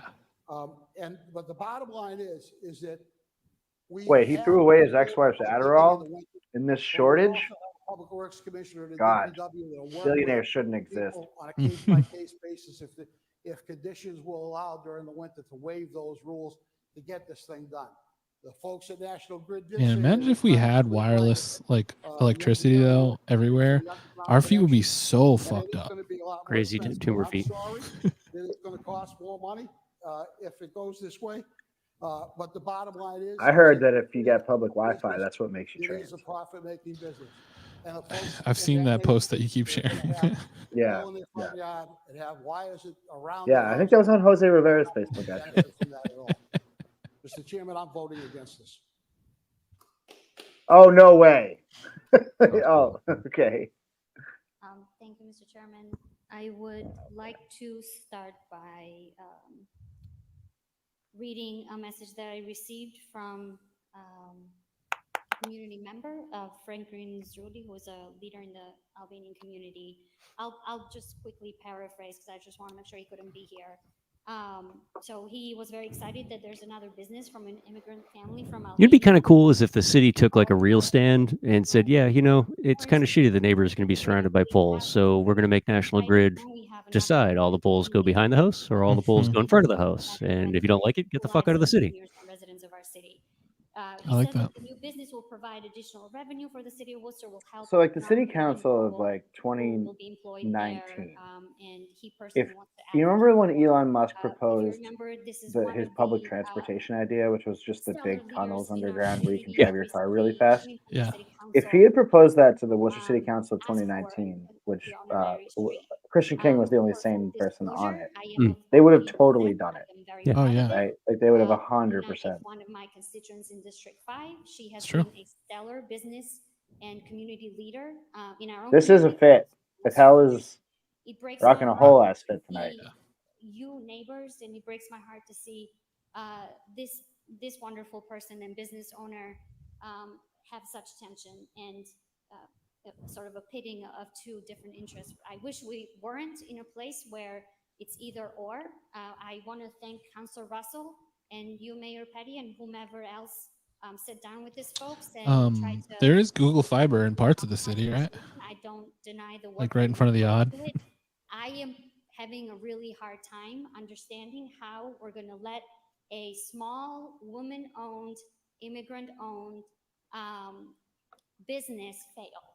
And that is the bottom line, is that the options offered here will cost Ms. Tolkuchi a lot of money that she doesn't have when she's already invested $2.5 million into restoring the business that failed for no fault of her own. Hi, Molly. I told everybody about Bilbo's birthday. A service that is essential to the Albanian community. I understand that some neighbors may not agree with my reasoning, and that's okay. I'm not against you. I have compassion and empathy, but there is no scientific proof that electrical wires cause cancer. There is no scientific proof verified by the World Health Organization. That's a myth that has been debunked. What a wild thing to have to say. And sound anxious saying it out loud. I have to preface it with, like, I have empathy. Yeah. I have empathy for these brainless turds. You know what's dawning on me right now is that I actually do have to write about this. Like, I have to do reporting on this week and like get this story. Don't know what kind of precedents this sets. The local angle on electromagnetic radiation and cancer is incredible backstory. It was back when National Grid was proposing its e-meters, the ones that they can read like wirelessly and don't need to come into your yard to check and whatnot. Yeah. That's when this issue kind of came to the forefront. The person who started the whole campaign to ban them and whatnot, she had a longtime partner who was a line worker on high tension lines, and he came down with cancer that was just like a really random freak cancer and died very quickly from it. But Any members of the National she pivoted very quickly to like it was his job as a high tension line worker that caused the cancer, and it was like you read the story and it was very clearly just someone dealing with a mountain of trauma and didn't have any resources to deal with it all, created this narrative, and then became one of the national faces out of Central Mass, starting this story that like, you know, we have to start living in Faraday cages, otherwise we're all going to get cancer. Right. And it's, I mean, like I'll be the first one to laugh at anyone that says crazy ass shit like that. But it is amazing when you get to like hear any crazy ass story, there's always something behind it. It's like, oh man, that woman just needed a hug and someone to talk to. And instead like was alone coming up with this crazy ass story in her head as to why her lifetime partner passed away. Yeah, I mean, that's because we live in such a fucking horrible country that doesn't take care of people. That not only was she left to deal with the health issue alone and probably destroyed their lives, you know, and then, you know, the trauma of of going through all that and no resources whatsoever are ever available for anything like that. Recently as 4 months ago when the Albanian community showed up and forced that we all support them. Pavlina hasn't done anything wrong. Pavlina hasn't done absolutely anything wrong. I really wish my colleagues would understand that. To blame her for being scammed thousands of dollars by another business, it's just not okay. So I'm just hoping that folks will find it in their heart to support her. I understand that the neighbors are really upset. This is not a vote against them. It's a vote to support a small business that is backed in a corner right now and doesn't have another valid option. Thank you. So it's going to be 8-3, right? Essentially. Yeah. Okay. Anybody else before Council Russell for a second time? Oh boy. Council Russell.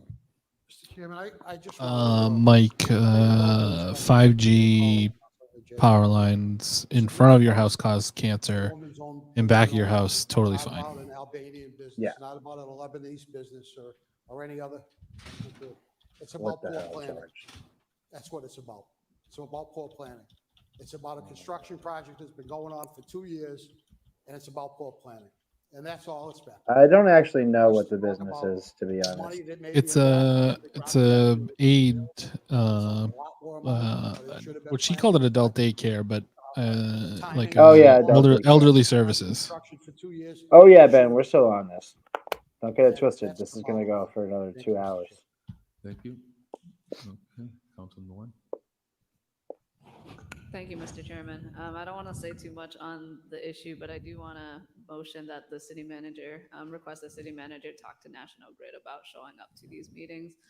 It is really disappointing to not have them here. It's a difficult decision. And even talking to the residents, you know, I was really looking forward to having answers from National Grid, and for them to not be here. One, I feel disrespected, and you know, our constituents deserve to have more information, and so do we. Thank you. Council Corio. Yes, I just want to say that I do 100% agree with Councilor Nguyen on this because I'm disappointed as well. Also, too, I would like to make a motion that National Grid, if the vote goes towards not approving this, that they would work with the owner. I think Donna should be wearing a denim jacket in GTA. Is Is that an option? Yeah, we'll get it. We'll get it. Yeah. Currently, she's checking out her garage.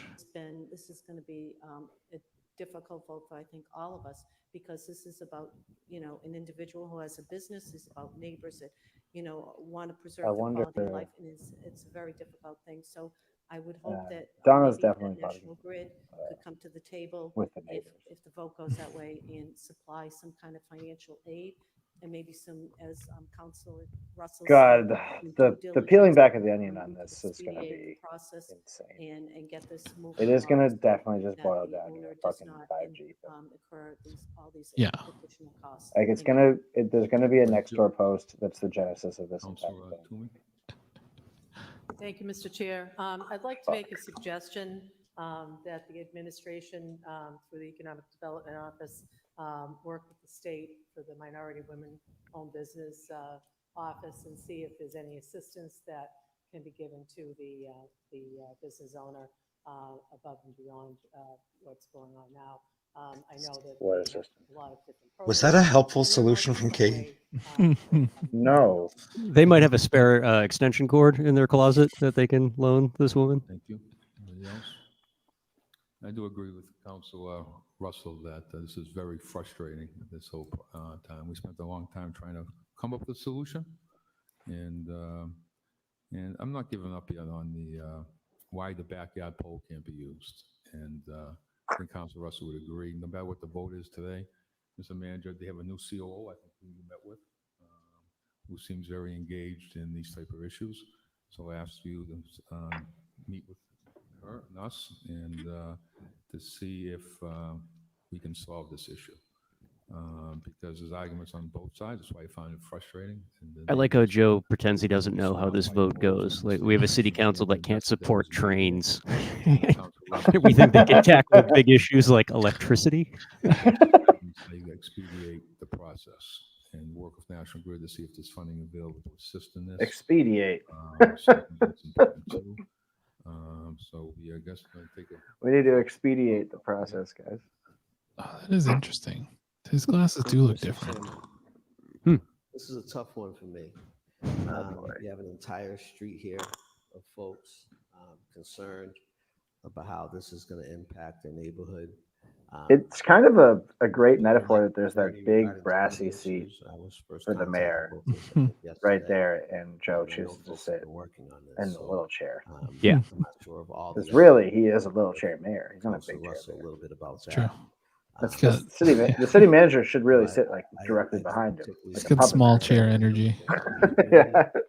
Should sit. Eric should be sitting in the throne, and Joe just sits on his lap. Yeah, exactly. But On one Joe's knee, like, getting gently bounced up and down throughout the meeting. yeah, Joe's the little thing from Star Wars that goes with Jabba the Hutt. Harry Batista's Jabba the Hutt. Salacious little Crumb thing that- is the name you're looking for. Salacious Crumb? Salacious Crumb. That is a wild bit of nerd shit to throw out there that you know that name. So he wasn't committed to that. I think we got an email today saying 100 to 150. Yeah, 100 to 150,000. It is funny that I mean, for me, it's even tough to. So I guess this question is Salacious Crumb. What a good name. Ongoing communication. Is that right? Between the administration, those are the orders. Yes, I asked that. We still look at the. What is his species again? No, don't ask. Monkey something. Somebody knows what this species is. It's a something monkey something. What matters specifically? Is there a way, perhaps? Time to pull up the Wikipedia. Kevorkian? I don't know. It's something. If this doesn't move forward today, perhaps I know we're talking about a senior center where folks can age with dignity, have socialization, and also part of their culture. But is there any sort of grants, perhaps, just overall grants, not for? He's a Kowakian monkey lizard. See, there you go. And it's Bill. Just to be specific, it's Salacious B. Crumb. We don't know what his middle name is, but his middle initial is definitely B. Salacious B. Crumb, and he's a Kowakian monkey lizard. Okay, that's awesome. I somehow knew Gio would know that. I knew that's who was going to chime in. Right, the city does not offer any kind of assistance in these matters to the private business owners. We have a lot of these situations across the city where private owners or developers are trying to increase their voltage into their units, and they seek National Grid to put conduits and be able to do that effort. That is strictly on the properties and the property owner's responsibility. Yeah. The city does not have any discounted programs at this time for that. But I'll let the commissioner speak on any engagement the administration has had with either the residents or the council on the issue. Through you, Mr. Chair. Eric, we'd love to hear more about Public that. Works and Parks has not really had any engagement with National Grid or the. Yeah, this really is property owner. insane. There Like was this, the conversation entire legislative that body we for the were second thinking about largest city in New National England is Grid focused on requesting not a A street, telephone pole. like one corner of one the street installation were to go that forward. I haven't driven on ever. Like I haven't driven on Hamilton Street in the last Take decade. them, I don't even know what allowing that to be done. they're talking about. We have done that in the I past. live on Hamilton Street. I don't even know what they're talking We do about. allow winter construction depending on weather. I mean, that's kind of my bad, but I just figured there were Thank you. bigger fish to fry Appreciate the here, and that administration. this wouldn't be the Outside marquee this issue of the city particular council matter, meeting, what sort of right? assistance I do mean, businesses, excuse me for. in pursuit of grants? It is crazy that Batista said we don't get involved in that. We don't give Through the chair of discounts the council, to we private offer, businesses and small developers. business It's like, grants, no, that's your whole to deal, businesses dude. That's that your are whole small bag at the numbers, city we hall. microloan It's just opportunities they have to to be small businesses bigger as well. businesses to get the So we have those discounts. kinds of programs that offer some assistance. I'm not sure what size business this is. Do we know, through the chair? Small, medium I size? think it would be a small business, I would think, small. I'll just make an order that the administration work with these folks. Unassisted human flight. Where is this conversation taking place? The Office of Economic Any rant that starts with xenophobia and ends with unassisted human flight is something I want to partake in. We don't have a lot of information here that we need. Eric, can you link? Can you provide a link for us No. so that we can get into this? Because this My seems question to the amazing. chair is: Sounds like it needs a dramatic reading. If we Yeah. laid this on the table, You know, what you sort let of them come here, and all of a sudden, intervention they're could doing be unassisted anticipated human flight. to try to resolve this? I know you said you hadn't given up on it yet, Mr. Chairman. I'm just wondering How else are they getting over that wall? and take it up. You know. Oh, thank God. All right, let's get into it. At another time. I think I'm blocked from this group, so that might be screen And the effort to take it off, is it another 6? I'm just trying to figure out which way we go here. To vote on this with all the information is really not in the interest of anyone. You know, and we don't have anyone here to speak. You know, I heard some testimony that the polls won't be where they said they would be, but we have an entire street saying, and we were emailed visuals of where those polls would be. So through the chair, I'm just wondering, you know, is there a way we can continue to engage with them while it's laid on the table? We could lay on the Oh table, my but God, you know, this is the only so issue we have is that everybody's on a timetable here. Boys Say can if, be boys, girls there's can be no girls. tonight, and There the are next thing hundreds has to of proceed, genders. would take DNA national doesn't Grid would matter. take about 40 days, was it 49 Stop days with the critical to, race theory. This is to the respond most to insane. a new This is like if Allen Ginsberg work at the same time. was These are avenues a Facebook crank Council Coyle and and yourself asked wrote how from that perspective. on National Grid of the City of Worcester. Oh, on the Sam Cedar thing, I meant to send him an email to see if we could get him to come on here one time. That'd be Oh, cool. it'd be amazing. Yeah. Sam Sater's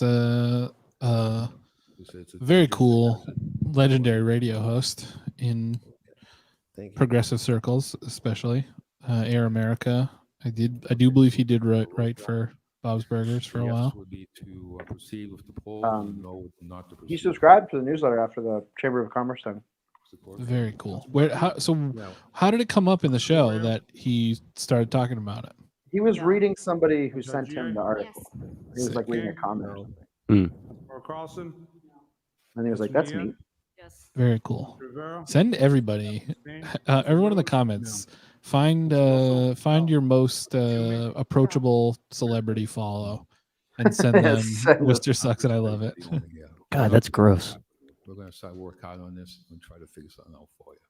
So, because I think you deserve. Oh, we missed the vote. Whoops. I mean, we're not. We know how it's going to go. Yeah. It was a lot of no's.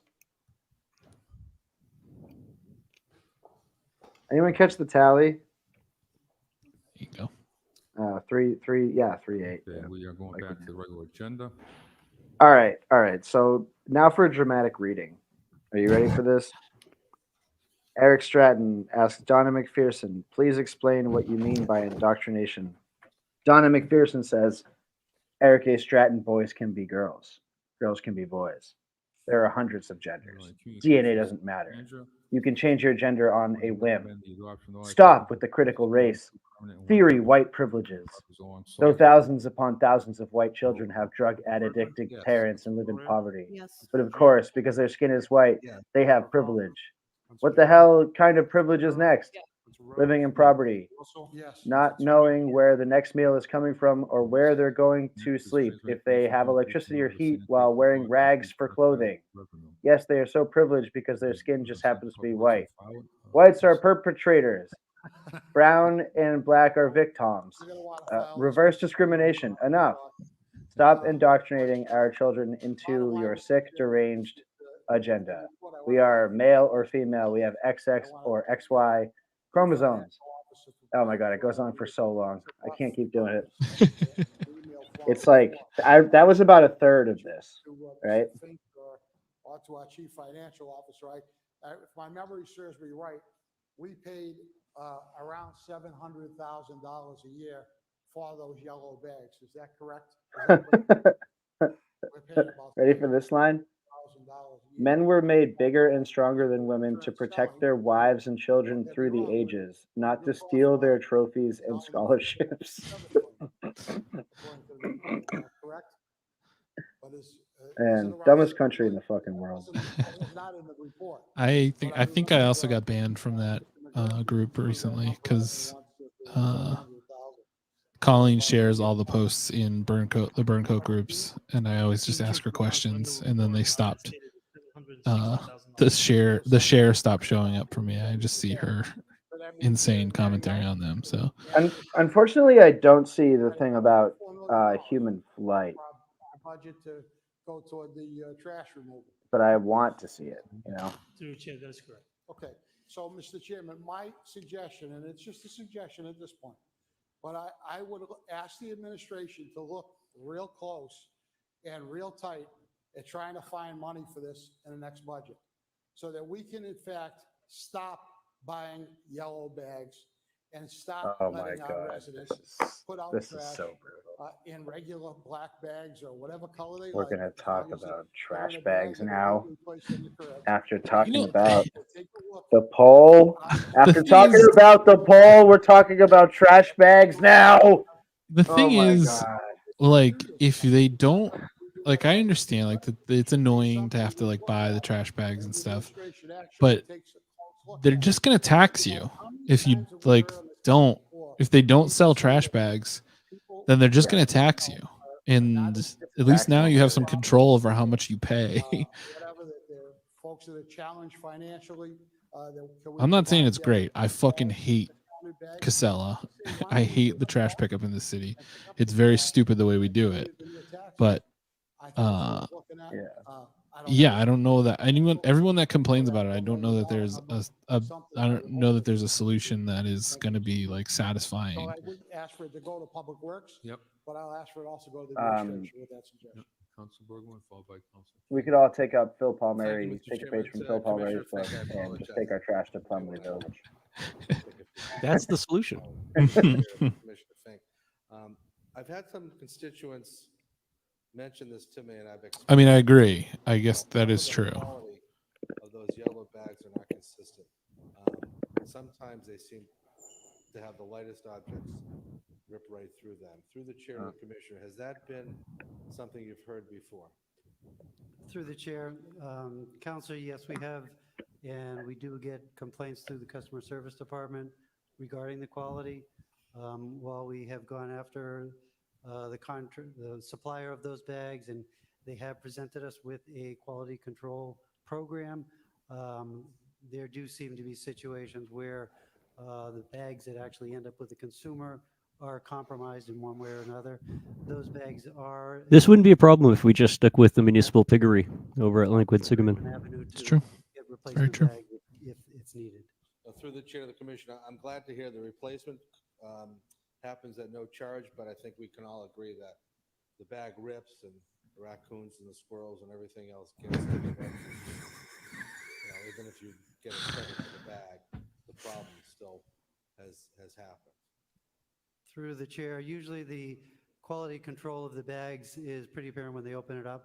So it's usually not a situation where they actually put it out for trash. That's when they open up and we ask them to retrieve and bring this the roll, and we exchange it for a goodwill. Through the chair, is there any way to get the manufacturer to respond, with any higher quality or consistency with respect to these bags, or are you saying? Yeah, maybe we could ask them to make the bags of a thicker plastic, almost like something that would like retain its own shape in like a square form, and they could be taller. Right. Yeah, wheels may help with that. Also made of plastic, and then a lid that would cover yeah. it. And it wouldn't be a bag anymore, technically, but it would be exactly what everyone is actually asking for in the city.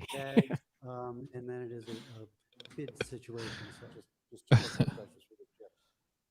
What size are the bags that typical bag that the consumer buys, as far as the number of gallons it holds? Is it 13 gallons? I'll try to. There's two sizes, a large and a small.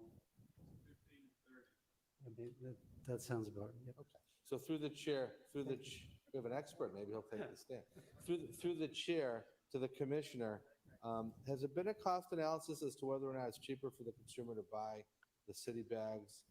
Because I know my colleague, Council Russell, had mentioned perhaps some sort of privatization of people providing their own bags. Have we looked at whether it costs more or less to buy that bag at Home Depot or wherever else you're going to buy it, as opposed to buying it? Dude, what? Again, this is a real Lucille Bluth. How much could a banana cost? $10. So Home Depot is more than welcome to bid on those bags. As far as looking at the revenue and the purchase price of the bags, that basically represents 40% of the entire cost of the sanitation enterprise account to dispose of trash, to collect recyclings. It's 40%.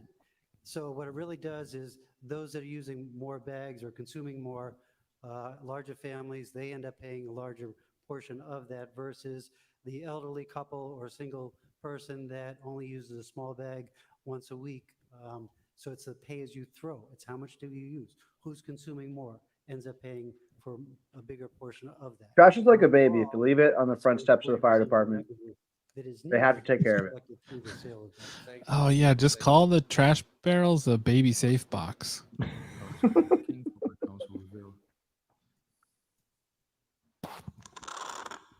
Thank you, Mr. Chairman. Just have a couple of questions first. I know I've been pushing for expanding the Millbury Street drop-off hours. It looks like there is some expansion here. Just to the administration, what are the exact hours that it's being expanded to? Mr. Commissioner? Through the chair. So the hours for the drop-off center and everything, all the information is listed on the website. On Wednesday night, they're open till 7. They're open on Saturdays. I think the last appointments are at 3, maybe 3:30. I set a political action committee to bribe these councilors to never talk about this again. Not all of the appointments are available or being utilized, even though we did expand those hours a couple years ago. And that's why we're questioning whether we really go to expand more hours, because there is cost associated with that, and whether that's really going to bring in more people to the drop-off site, or there's going to be a redistribution of the folks that are using the site. In New York, you just throw your trash on the street, like at any time. Yeah. Somebody will come get it. Yeah. It's like, and if anyone questions it, you just say, "I'm tossing here." yeah, exactly. Hey, I'm tossing here. Drop-off is on Wednesdays. That's just the only day? It's open Wednesday for drop-off, yes. The other days it's open for leaf, compost, recycling. And the appointment situation remains? Through the chair, is that right? Still need appointments For the bulk drop-off, you need an appointment. You go online, you set up your appointment, and you also list what you're bringing in. That way it gives the person that's dropping off, they understand what they're bringing in, what the cost is going to be for the facility, and those that are receiving it, they understand what is coming in. It's a trash bag, George Michael. How much could it cost? $10? I've driven in there. There's not a person to be found around, and no appointment, and you can't drop off. And we talked about that a few times here. I'm just wondering, what was your analysis, or have you done an analysis of you know, the appointments and how those go through the chair. Through the chair, I don't know that we've done. I an like the idea of analysis having the just like a opinion rolling trash with regards fire, to the, coming in like an without an effigy at all times in the middle of the city common. Through the chair to the administration, has it always been Saturdays and Wednesdays? We, I believe it's always been Saturdays and Sundays for the drop off, and the hours. Yeah, I for guess the you could call that drop-off phone number. If new song is your beyond thing, but I prefer old 4 song, o'clock shutdown, and I really feel like old song's gonna make a Tuesday, big comeback. 28:21. Again, looking at how do we better serve the public? How do we better get, allow people that maybe work on weekends or, come home at 5 o'clock? How can we serve them to? That's awesome. Take their Keep doing it. Thank you. With regards to the yellow. A big part of 8 hours for what we will is that the city couldn't do anything about people getting drunk in saloons at their houses or using parks to have sex with each other, because any local ordinance that they try to do, people would just ignore. This has been deeply woven into Worcester's DNA since the 1870s. Don't listen to City Hall. Just don't listen to what they tell you to do. Do whatever you want. Just do whatever the hell you want. If you just do whatever you want and everyone does whatever they want, they can't actually police you, right? I mean, we see it on our roads. Red lights are just suggestions. Yeah. Become ungovernable. Amount of trash bags in areas where folks would most likely be in need, who couldn't afford it. And I'm just wondering where that process was at. I know it was unanimously supported by the council through the chair to the administration.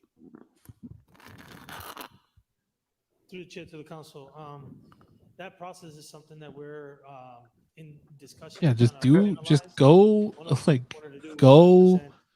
to the city clerk's big granite desk at City Hall with 7 or 8 friends and just start an orgy.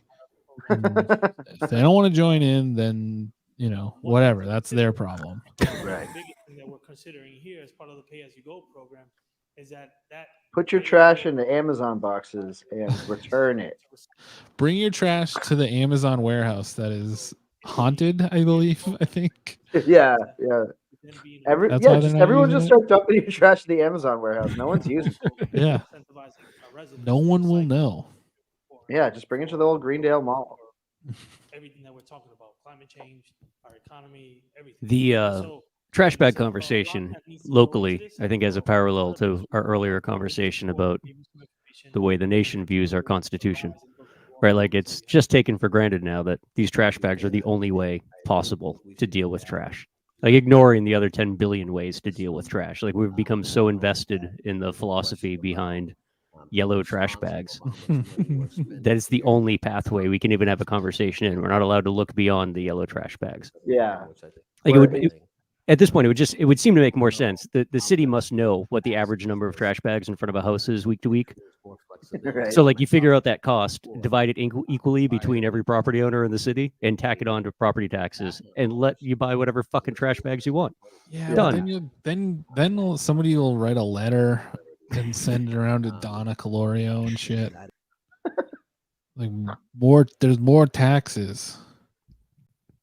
Was this the beginning of the first Avengers movie? Yeah. Yeah, we're doing Avengers. Donna is really concerned about the Kree. Those big space dragon worms. That's a real challenge for folks. So I would just ask, and it's not an order, Mr. Chairman, the administration look into reassessing the We're just trying to trick children into getting into city politics. They think they're watching GTA, and we get them with the City Hall stream. You just got Joe Pettied. Your ass got pettied. The proposal initiated by Forest Grove Middle School through myself. Yeah, instead of considering alternatives to the yellow bag, we're trying to get bids on who can provide a tougher and more durable yellow bag. Right? They need They need to be They more have to- yellow. It has to be. How do we get these bags to be more yellow? We don't want folks to have to That's the problem. looking for empty. We should They're put an bordering- air tag on every Yellow City bag, so we know if they're throwing in the dumpster at Plumley Village. Travis, you got to put together an order and go in and present like a Pantone color wheel and say, like, we could be Oh, more yeah. yellow than this. I was gonna say, friendly amendment. Have we explored orange? Mr. Mayor, and with all due respect, do you know a fucking thing about color theory? That I proposed some time ago. I had an order which I think had a unanimous vote on. Just out of curiosity, because I haven't. Has anyone actually read one of the trash bags? I know there's words on it, but I've never actually unrolled the whole thing and just read it. Yeah, it's 1 million dead fish. World is a fuck. Learn to swim. All Worcester residents do is lie, eat hot chip and lie. I could definitely appreciate. Mine are usually too smudged to read. Pushing for. Has anyone ever seen the Brockton trash bags? No. Dude, these things fucking rip. The Brockton like city logo on the trash bags, it looks like the Everlast logo. Like, dude, and they're Brockton is like so tough. they're kind of like a teal, like seafoam green, kind of very pleasing color. We're thinking about making like sweatshirts out of the Brockton trash bags because we're just like, they're so fucking good. Brockton is the most tough guy city around. Like Brockton is smaller than Worcester, but Brockton would beat the shit out of Worcester. Yeah, Brockton rules. Thank you, Mr. Chair. Just That's doing a tough quick- guy city. quick search on Walmart. Here we're hill people. Like, 14 and a half objectively. gallon, This city's soft. Look at that shit. Dude, that's sick. So good. City of champions. Worcester's might as well just say "fuck you" on it, right? There's nothing cool about it. Oh, Kate's reading her Google search to us. So from the economic standpoint, that's. She wants us all to shop at Walmart.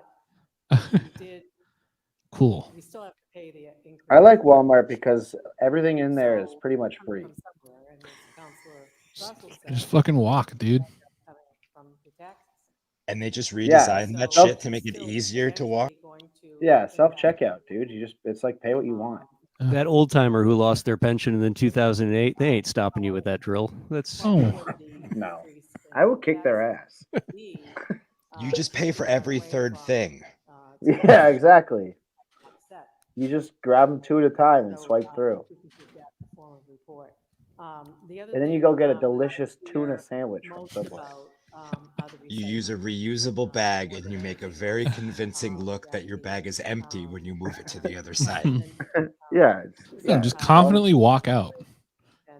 Walmart is a pay what you want system. You cannot tell me otherwise. Wear a Especially KN95 mask and a Kate Toomey's t-shirt and fucking walk out. Replacement zip ties, for folks or let them know. Replacement zip tie. Oh my I think that would make a lot of sense. Oh no, she's getting into replacement zip tie theory. Together, that need it, unless. Yeah, we should get some white replacement zip ties. They also, people have been telling me that they've been breaking too, so if we can take a look at that through the form of a motion, thank you. Thank you. No. Go ahead, Brian. I was gonna say, have you ever been to the Gulf Station on Lincoln Street subway? This is such a good topic of conversation. That lady, I feel so bad for her. What is the saddest Subway? The Target Pizza Hut has gone fully automated. But again, it rules. Pay what you want. It is the Target Pizza Hut is the most pay what you want shit of all time. It's right by the door. And no one's checking. But got some very nice hot pizza from the Target Pizza Hut the other day. Yeah. That's how a very nice hot pizza. That's the perfect way to describe it. It's just what it was. It's a very nice hot pizza. The Worcester Subway, the Worcester Walmart, and the Subway in the Worcester Walmart create the most pleasant smell I've ever smelled. The revenue It from is the so franchise, unique. how much? It is so defined, 4 million. and it smells like home. You know. What's the cost of the program? Well, that covers 40% of the 40%. 40% of the total revenue required for the enterprise account. So the taxpayers are picking up the 60%. Eric, whatever, just go with God. Do whatever feels right. And I think Councilor Vera made a good point about the most vulnerable. If we can take Her care phone of number, somehow, you want it? And excuse me, Council King, one or the other. But so my only question would be there's still $4 million that we'd have to come up with, and also how it impacts the recycling. We have at one time we had the best 508 program in the country. 963 The old bag is the 9315. Just put that on a T-shirt. Right. And through you, Mr. Chair, This is what I'm getting at here. Right now, the conversation is we have the yellow bags to force recycling.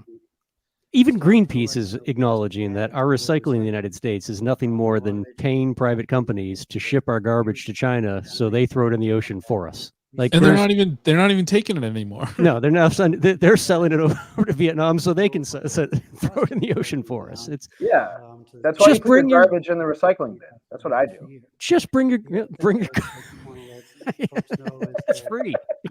Yeah, it's free at that point. You just put your garbage in the recycling bin. There's fucking loose pickles in this recycling bin. Bring your garbage down to the Cape and throw it in the ocean yourself. Yeah, right. Guys, are Just you throw it not off the burning bridge. garbage to keep your houses warm?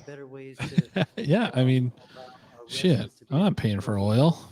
More efficiently, more options. I'd have to call and talk to somebody. In the works. And Natural gas, no thank you. a lot of the things that she'll be doing coming to Just fruition. like how diluted do you have to be though to actually convince yourself that all these systems you're so invested in are real? Like when the entire world is saying that's not real. That's not a real thing. Yeah. Mr. Chairman, real quickly. Yeah, I your just wanna recycling is just shipped around the world 3 times over at tremendous expense. And it was let just poor like a people long- deal with it. Yeah. Just watch the movie Manufactured Landscapes and see if recycling ever is something that's worth it ever again. You can't say shit like that, you know, because I don't know.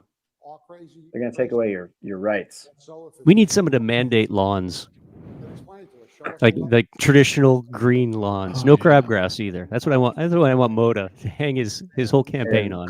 Dude, they just want to be an HOA so bad. That was the best point coming out of the last meeting. They just they want to be a homeowners association. Every year we have add-ons.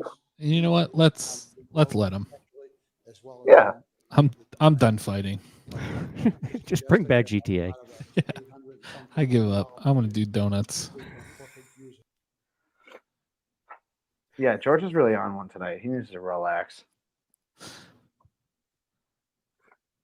A time limit for each issue would be great. Yeah. 13 donuts for each issue. Okay. Those in favor, opposed, so ordered. That's our recycling. There's your recycling. It's floating as an island. There's that's Bill's Lake bin Quincy. floating in the middle of it. Yep. Oh yeah, that's my my half-eaten Subway sandwich from Walmart. Put it right in the recycling bin. Who cares? Reconsider an item. Just, shout out to all of our viewers tonight in the chat. Thank you for sticking around. 35 of you here to watch the three of us have a meltdown about the state of the world. Motions to reconsider. We didn't vote down trains. We just held it for no reason. Yeah. Because Katie Merrill Carlson just apparently doesn't like Tracy Norman. Apologize for breaking. Can you just explain what we're doing? Council Rose would like to revisit this. Travis, can we get a shirt that says "It's our meltdown" with our logo on it? Yep. Encrypted. We will, figure out a compensation program. Maybe we'll pay you to remove our recycling. Russell? Yes. Wait, what item are we revisiting? Yes. Council Rose. Thank you, Mr. Chairman, and thank you to my colleagues for this reconsideration. This is a request for resident permit parking only on Thorndyke School, which actually has Thorndyke Road School on the street. So in effect, it would really prevent parents from pickups and drop-offs. Why are we? This is a hot issue. Councilman back in the day came up with a number of different again, another street that is not wide enough to have people parking on either side of it and still driving down it. And every day at school pickup is a fucking nightmare. My mom lives like 3 houses away. It's terrible. A resident permit parking only here on the street, where there's this school on the street, Mr. Chairman. So my motion is to file this item in hopes that Council Gloria can pick up some of the. Go back to that. I want to hear what they have to say about that because it's very, very interesting. Motion's to file. In favor. Try doing so, Council. Yeah, was that out of committee? That come out? No, okay. No, this is filed by a petitioner. Those in favor, opposed, so ordered. So, yeah, I mean, who fucking cares? It doesn't really matter, but I'm just very fascinated. There was like somebody on the street, two neighbors on the street next to the school started putting cones all around their house so that nobody could park there. And then a cop came and showed up and tossed all their cones and like knocked on one of the doors and yelled at like one of the homeowners and stuff. It's fucking crazy. It's parking at every school pickups are honestly like bad news. If anybody lives anywhere close to a school, it's fucking bad news. Every school pickup is terrible. Oh, it's insane. My favorite recently is Flag Street School, where it's like the parents are parking outside the school like 3 hours in advance of school getting out, like saving their spots. Park directly under signs say no parking anytime. Like the entire side of the street where the school is all clearly signed like no parking to drive the kids a block. Yeah, it's wild. The bus has been so bad for so long. It's true. Yeah. Or just, I don't know, like walk home. I know it makes me sound like an old person. We didn't have buses when I started elementary school. I crossed 122 every day to get to West Hatnick Elementary School. Like it's desperately trying not to sound like back in my day. No, but literally, we ran across a 4-lane state highway with no crossing guard. Dude, it was like insane. Like ours was all through the woods and stuff, but the amount of trouble that we got in because we were walking home like 2 miles from school every day was like fucking wild. That's what my son did in elementary school, the same school, but he and one of the Novik girls used to hike to school every day, like through the Cascades. And then we found out years later they had like caches of weapons they had made like in the woods, and because you might run into wolves. It's like all this crazy ass kid shit running through their heads, and like they probably there's like sharpened sticks like hidden everywhere up there. We found a bunch of kids that ran away from home and were like hiding in a camp in the woods. It was wild. At what exact point are we regarding the Tacoma Street playground? It's just, but like 7 pedestrian deaths last year will have a chilling effect. Well, I was gonna say that it's letting your kids walk home. I honestly think it's way more dangerous for kids to walk home now because driving like incidents have become so much worse. I don't know. And I think there's an argument to be made that the one kid who's walking is far more at risk because they're by themselves and it's an unexpected thing. When, if instead of expecting to see 400 cars parked in front of a school, you expect to see 400 children walking out of the school. Like, kids get open at the end of September. But it's rare that someone's going to mow down 400 kids intentionally, right? Like that's a weirdo. On the flip side, though, like when you drive, like I drive past Burncoat High School and middle school every day. If I'm going around like school dismissal time, it's terrifying. Kids get hit all the time, and it doesn't surprise me why, because it's just so awful, and it's parents putting their kids at risk. Honestly, they park right on the street. I see people constantly waving their kids over in the middle of traffic, not following the crosswalks. There's no crossing guards there, which it's high school and middle school, so that's I get it, but like kids don't follow the crosswalks, and they dart out between cars. I saw a parent walking his kid. He darted out between 2 big vans in front of me yesterday, and like he's lucky that I drive that way every day, and I was doing 2 miles an hour. But like if I was going 10 miles an hour, I would have hit him. And he never even looked at me. Never looked at all. So that's different mobility devices. moms with strollers. People are We wilding. want to be a more walkable city, but this is a constant issue. And I'm sure that if we all, we went around, we would all have specific streets that we know that continuously happen. One of the things I know that I really can appreciate the different reasons that were put here. Which is why I'm driving And by I the will high say school that one every of the things day. I would really I'm trying to get into the appreciate business. kind of look at more consistent enforcement. If we can look, especially in areas, I mean, one of the things, for example, for me in my district. You should get your CDL and be a bus driver since you're up there anyways. I have my CDL. I used to have my Canterbury, you have my a Class lot of B. walkers, a lot of pedestrians, and you have a community That's, school. Meaning you have a community school, basically, all the kids and parents. I was a legendary Boston tour bus driver. I was the only person to ever hit the same car twice. Two different sides of the car. Did you duck boat? What did you do? I drove to the upper deck trolleys. Oh, that's so sick. Yeah. Super Tours was the company I worked for. Imagine doing that today. And over here, it's Massencast. Take a look. Significantly, another issue we see is if you want to hear some really racist stuff, just Google this. Yeah. I can think of the word in English, jaladero. Now we're taking a trip down Mass Ave, the unofficial redlining street of the city. Much like Park Avenue in Worcester, Massachusetts. In one of the two languages. And so when you see these kind of like mechanics or body shops, that's what body shops, I couldn't think of.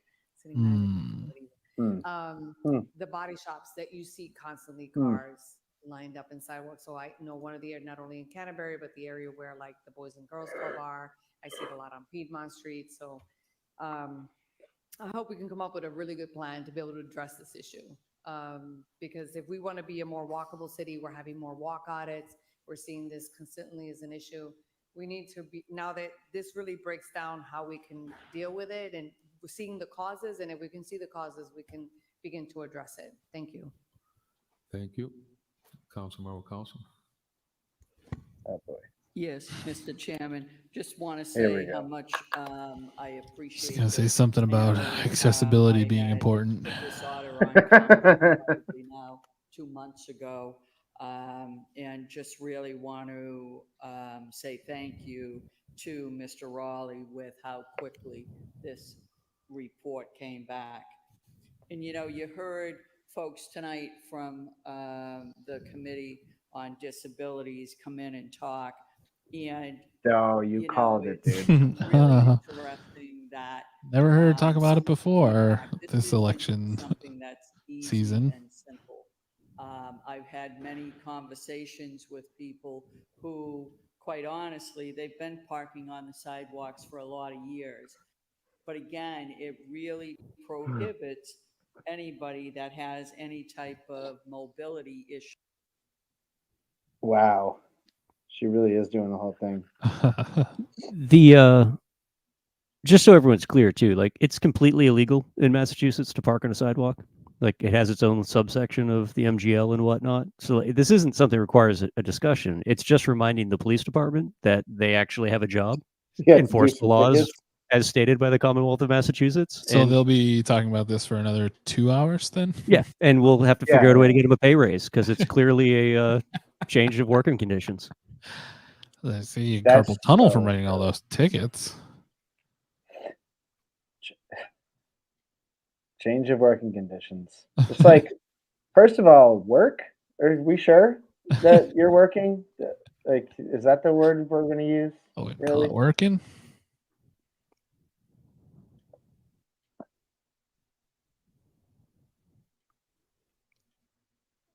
Yeah. Yeah. Oh, we got to buy new SWAT equipment for the police department.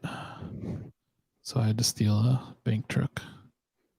I ripped it off earlier today, but one of the best memes I've seen in a while is your school lunch looks like this, so the cops can look like this. I think I gotta that find it. this report is great, and look forward to hopefully us getting to And they're a like point all in where military gear this and shit. becomes a non-issue for us, because again, It's really important for those.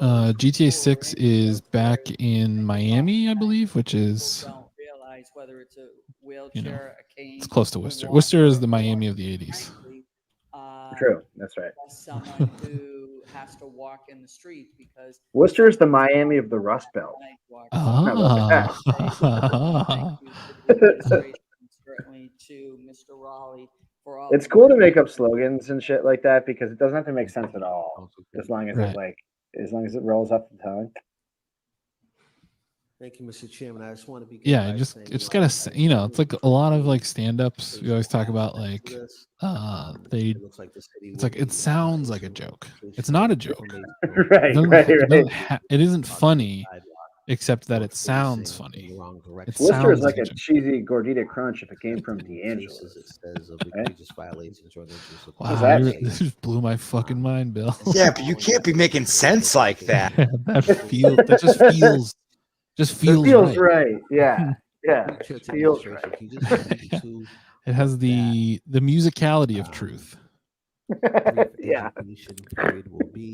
It rhymes with truth. It rhymes with it rhymes with truth.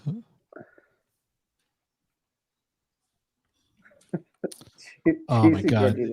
Yeah. The Whopper song is like a #1 hit in this house. To the councilor through the chair. The way we envision this is that in I haven't got BK in a while. Where it's been observed. Oh, it's been more than a year since we talked about the Long Boy on this show too. Flyer, oh, and what do you have here? Getting an ad. Uber Eats BOGO, Burger Boys. Also, yesterday was National Cheeseburger Day. They might be running their special still. You get a 50-cent cheeseburger or some shit like that. Wow. Parking on an arterial up on the sidewalk, those sorts of things. Somebody Uber a Long Boy to Bill. And why don't they make a long cheeseburger? In some parts of the city, I think we're all aware true. that this has unfortunately become a practice that, if not, When I worked at Tweeds, the amount of guys that came in start issuing tickets. That were clearly like at the end of a drug run, like handling some sort of interchange of either the money or the drugs, and would come sit at the bar and play Keno for a while. It was like really fun. Like 2003, a lot of shark skin suits, Right. It's important not to do so. It was a good time. I love that job so much. Through a brief campaign. They didn't Burger King do a long cheeseburger? Focus on enforcement. I think that's an important. I don't remember there being a long cheeseburger. Closest thing I can think of is a McRib, but that's not a cheeseburger. That's a pork It's not product. cheeseburger at all. Well, it's like a 50% pork product. I worked at Lake Sounds like a Compounds cheeseburger. down in Connecticut, and they at this haunted house down there, and they would serve us what we would call ham dogs, which is exactly what you're talking about. It was a tube of hamburger that just sat on rollers. It was easily one of the, and they had little pebbles of cheese engraved. They were awful. Wow. Awful. That sounds bad. We all Greek pizza place cheeseburger sub is a long cheeseburger, and that's one of the most underrated subs of all time. Yes. Yeah, that's why I moved back from LA because you couldn't get a cheeseburger grinder or good Chinese food. Good tiki food. I don't know what you call it. Whatever you want to call it. Northeast Chinese takeout food. Right. Our pizza places and our Chinese food places are real assets. Like, yes, you go other places in the country, they don't have it good like we have it. Like, there's no Newton Square Pizza in San Francisco. That's right. That's right. Fire truck. They do have Tommy's Joint though, which is a fun, fascinating place that's been open since like Abe Lincoln times. I've only been to San Francisco one time. And we got pizza, and my friend Kevin threw his slice right in the trash and taking one bite. Related concerns to public. I'm going in October. I will not get pizza. Don't get pizza. Just get a burrito. Be normal. Yeah, get burritos. Get Chinese food. Get seafood. Get a bread bowl. God, so much carbo load. Get a hot dog bowl. Hot dog bowl sold. But if you go over to Bell Hill. You go over to and then go to Vernon San Hill, Diego, and then get like have a really strong opinion about You whose go there burritos are after 5 better. p.m. when people move from work. There's no Be parking. good. We're talking about eliminating parking, which is parking on one side of the street. I really can't stand more in those, when you try to eat a more burrito narrow with somebody streets. from We're gonna California, have a real issue here. and you're just I've like, called this for, burrito's fine, dude. And they're like, nah, overall parking strategy. you don't get Can it. you speak to that concern? Because it's true, right? Like it's objectively true that it's way better on the West Coast. It's like I don't need to hear about it every time I'm trying to eat a fucking. Right. What people don't realize about LA though is that the burgers are incredible. The best burgers in the world are in LA. Through the chair to the counselor. And it's I didn't realize that. it's very secretive that So they don't. It doesn't get talked about a lot, but like legit, like insanely good burger places in LA. And French dips. The French dip was invented in LA. So like French dip was invented in LA, huh? Yeah, like New York That's has like all the famous original Rays. LA has 1,000 different variations on the Tommy Burger and on like the original French dip. Every place claims to it. It's good. It's good stuff. I'm a In-N-Out is burger good, purist. and In-N-Out's really I good like for them. what it is, but it's not the best burger in town. As well. Have you guys ever tried a steamed hamburger from New Haven, where the hamburger was invented? Steamed ham? Not steamed ham. The I hamburger don't- was. It's just the gray meat. I just can't get it. The weird like sideways toaster thing that they use. Yeah, too gray. It's one of the few things I'm proud about being from Connecticut, but that's about it. I've never actually had it. So I think it does need to be addressed on a case-by-case basis. We see My a lot brother of went these there in the other day. Parking committee each month where we'll look at a street on. We're 2.5 hours in. Curb space. Yeah, and we are we're still talking about the width of the street and the plan to maximize the amount of parking available. It's just crazy. Parking on sidewalks, trash removal, and a single light pole. That's all we've talked about so far. There will be unintended consequences. There will be good consequences, Mr. Chairman, but there will also be some unintended consequences. And while I understand we're moving or trying to move towards this state of being where there's less vehicles, and we heard tonight testimony via petition about reduction in public transportation. Just don't give me any tickets because I have to keep doing it. Boston, which is utterly unacceptable. Just park on the lawn. We have real challenges here. Real You should park on challenges the lawn. for those neighborhoods where there's lots of families and lots of cars. And one of the things I talked about previously is that, in some of our 3-deckers, Best meal within the city limits. Oh, this is such a good question. I I wanted, Bill, can I pitch you a project? Yeah. That I've been wanting to do for years. Is eating at every single restaurant in Worcester in alphabetical order. Oh, that's awesome. And reviewing them all, no matter what they are or where they are in the city of Worcester. Dude, you're gonna start at the top with Annie O'Crum. That's hell yeah. fucking good shit. Yeah, dude. Yeah. Oh, Gladly. so it's good Jollof. Dude, gladly. I love it. I love that idea. Yeah. I also want to do the idea of like the Belmont veg guy, convincing him to let us videotape like his prep setup and like ask him how he prepares his food. Do like a video series on him. That'd be great, like a cooking show. I love that guy. I love that place. They're incredible. Kai Sushi is extremely good. Kai is very good. I appreciate the 2 weeks. It's very tough. A The number best single 44 at the meal. lot. Yeah, that's a classic. Does McDonald's and Subway count in this list? Or are they only locally owned? Because you're going to be eating at like 3 different McDonald's. Just very briefly. Yeah, and the McDonald's on West Boylston Street is not nearly as good as the McDonald's on Shrewsbury Street. It's true. Like, There is a let's difference. be real here. There's That's a big true. difference. There's a If you huge want a real difference. McDonald's experience, you got to go to Auburn. It's the only clean one around. Auburn is The a good. McDonald's on West Boylston Street is like fucking Planet of the Apes, dude. Like, it's not real human beings working in there. Swear to God. Per building. But the Burger King on West Boylston Street is the best Burger King in maybe in America. Really? I don't see. I don't know that one like that. So you gotta check it out. They're great. They're lovely people that work there.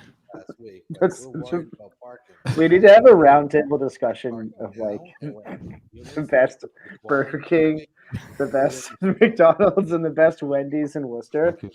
Because you might be tempted to say that the Wendy's by 146 is the inferior Wendy's to the Park Ave Wendy's because of the Park Ave Wendy's cultural cachet. But I'm saying that the one by 146 is a lot better than the one by Park Ave. Priorities. Yeah, in the you got to figure out where Lincoln Street fits into that too, because Lincoln Street has its moments. I always forget about the Lincoln Street Wendy's. You're lucky to get a hand in your sandwich as a that place is awful. No, but it has I thought you panache, ordered. dude. I thought you said one hand burger. No, that place has panache, dude. Like it's style. They have swagger there. Yeah, but I will say the Lincoln Street Wendy's, when it's hitting, it's fucking hitting. But when they fuck up so hard. They really like. Consistency. Next one. Oh wow, really? We gotta find this episode. I want to review it. That's incredible to know. Collectively, Yeah, I think having a big, huge discussion about what the best meal in Worcester is, the best single meal in Worcester is very much worth having. And I don't know what the answer is. I'll never stop thinking about that. Mr. Russell? Yes. Mr. Toomey? Yes. Mayor Petty? Yes. 10A is City Clerk recommend adoption of company amendment to the job description salary grade of the chief of the council position. You take these collectively if you want. Yeah. Okay. Separately? Okay. So the first one is upgrade the chief counsel. 10A, adoption of the company amendment to the job description, the salary regrade of the chief counsel position. Roll call. Sure, I just wanted to speak up. Oh, sure. Council King, prior to adoption. Thank you, Blue Mr. Rocks is Chairman. incredible. This is an effort to enhance constituent services. Yeah, 111 sucks. That I share municipal operations with Councilor Rose and Councilor Russell. I've been working at this for a period of time. Councilor Merrill What's the Carlson best has steak been in the very city? helpful and has led this effort in the past, as has Councilor Toomey, and perhaps another that I'm forgetting. This has been a process. We surveyed the city council for input so that we could establish. That is true. We didn't go to Lou Rocks for 3 years because of COVID, and we came back and the waitress knew, still knew Justice Order. 48 EM, and it's important because we're looking to onboard. This is what I mean. Like I think you're probably right. It is incredibly good, and it is a bummer that it's a chain, and that's the best we got. Some folks are retired, some aren't, but they still are working. Other folks have full-time jobs, and in addition to trying to get back to everyone. Anybody ever wants to just ruin your whole day in a good way, get a Polish breakfast sub at Tom's. It's unbelievable. This particular job description now encompasses all of the input of all the counselors that participated in the survey. In addition to that, it adds managerial responsibilities for the chief of council. That includes dealing with personnel matters, administering personnel rules, responding to public inquiries, continuing on the work that was being done with an additional 2 folks that will report to that chief of council. That's going to bring us. Palma's is great. Palma's, I think, maybe the best Italian sandwich in the city. Their bread is light years ahead of want to move forward and almost advertise everybody the else. position, and getting going. So I urge my colleagues to approve 10A. I'm going to speak on 10B also, since it's here. 10B, even though it's not in front of us. And Mr. Chairman, 10A, do we have to indicate what the salary regrade is on that? Has anyone ever been to Ruby Donuts in Air? Through the chair to the council. So I mean, there's basically, almost the never board any is reason to there go with up there, but information, that's and it a gives you very the salary, underrated donut spot. Basically, the salary range, as well as there's the job description that was revised based on the new responsibilities of staff management and so on, as set by city council. Thank you. I mean, this certainly addresses those additional requirements that we're looking for.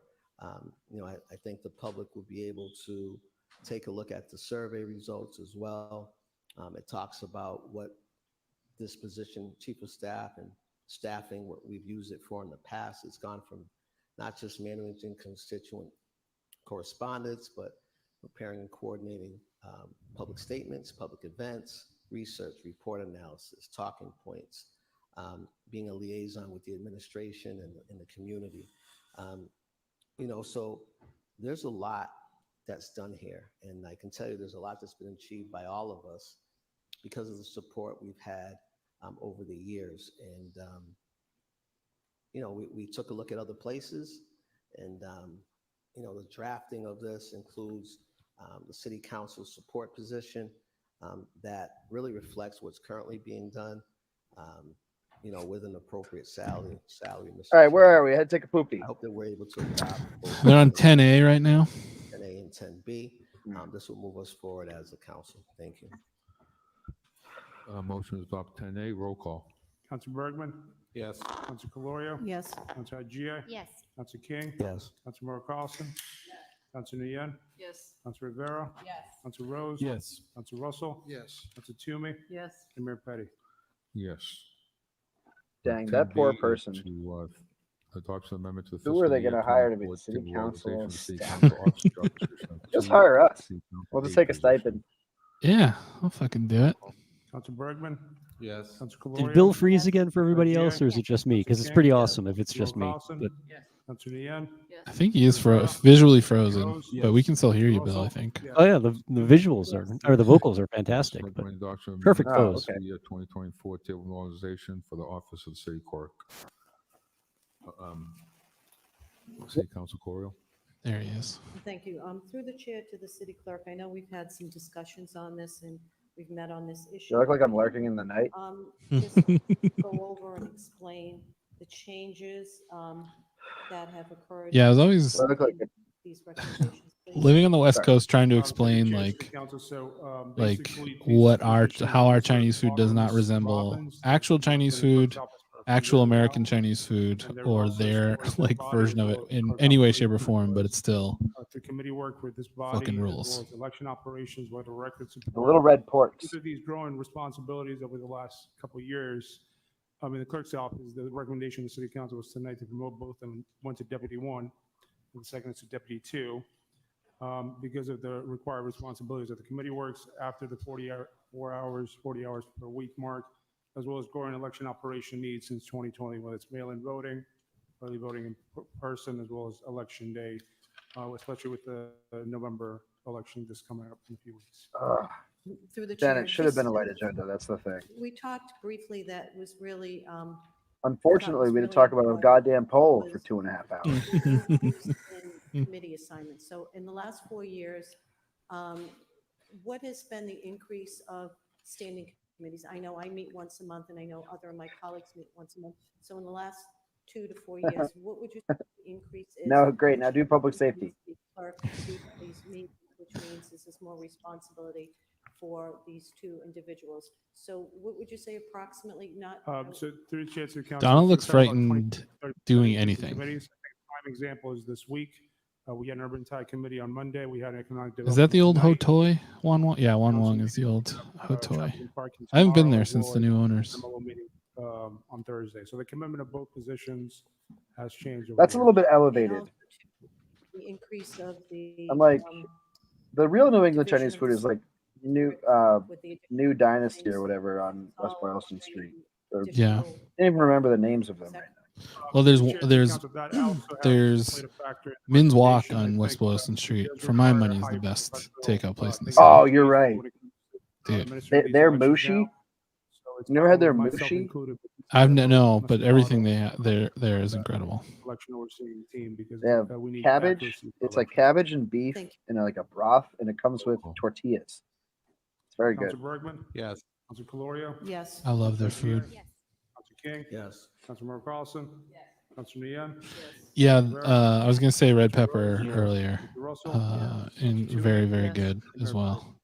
Oh, I've never been there. Meaning to for a Really long good. time. Good stuff. For information communication road to the draft ordinances related to the. We should do a stream where we all just bring our phones and set up in a random restaurant. Review our foods. Let's do it at red pepper. City manager is just to know Call that it we food were, and conversation. voted last week to Oh, that one might have been taken already. We can license it though. external opinion. Just curious if, think so, yeah. through the chair to the city manager, if that was able to occur. Oh yeah, he didn't even do that. He didn't get the opinion they asked for. To the chair, to the council, no, that has not been able to occur. We've made some outreach to two agencies, but we have not been able to retain a second opinion from either agency.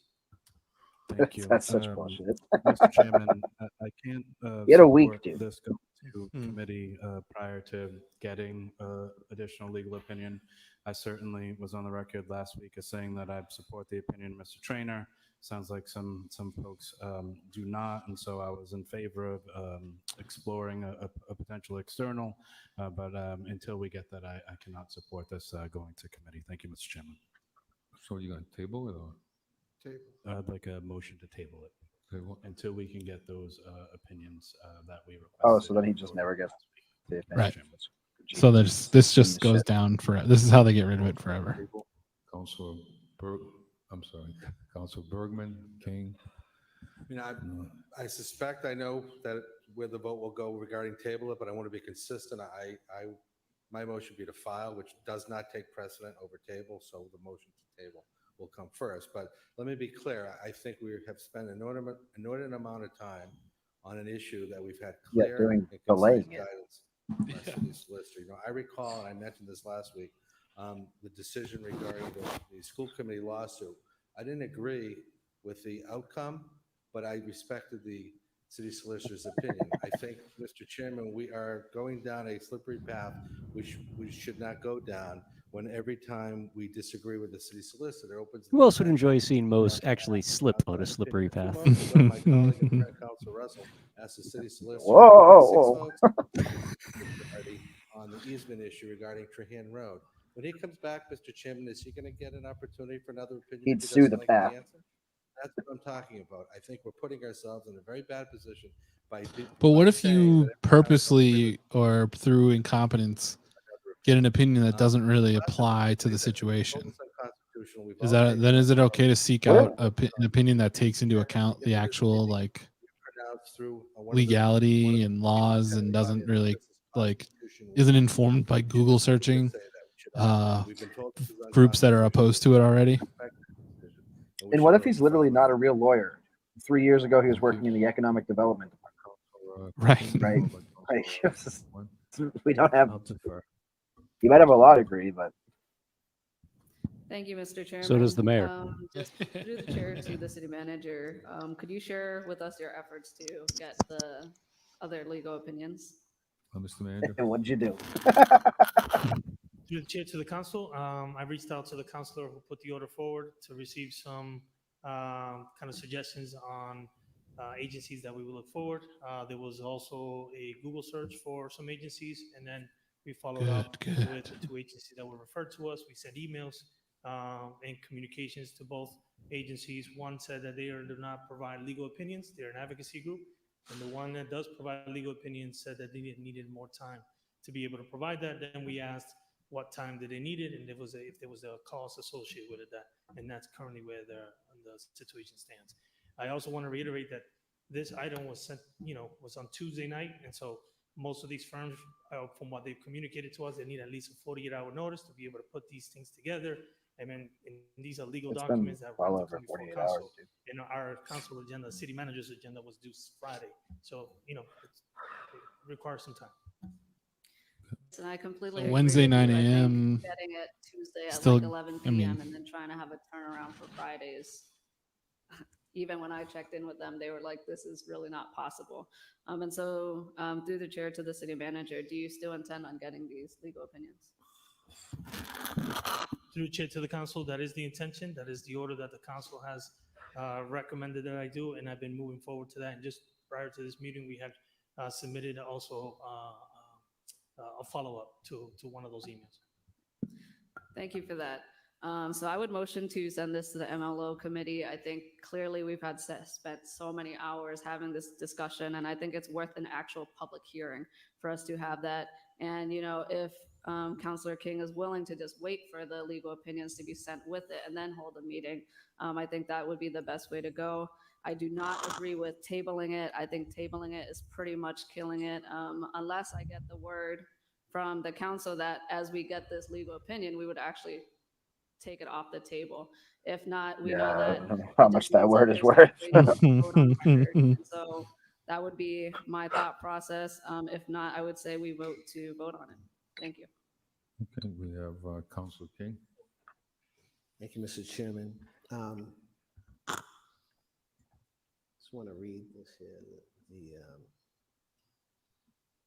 So this is just a communication. This is not a vote on a draft ordinance. Is that right, through the chair?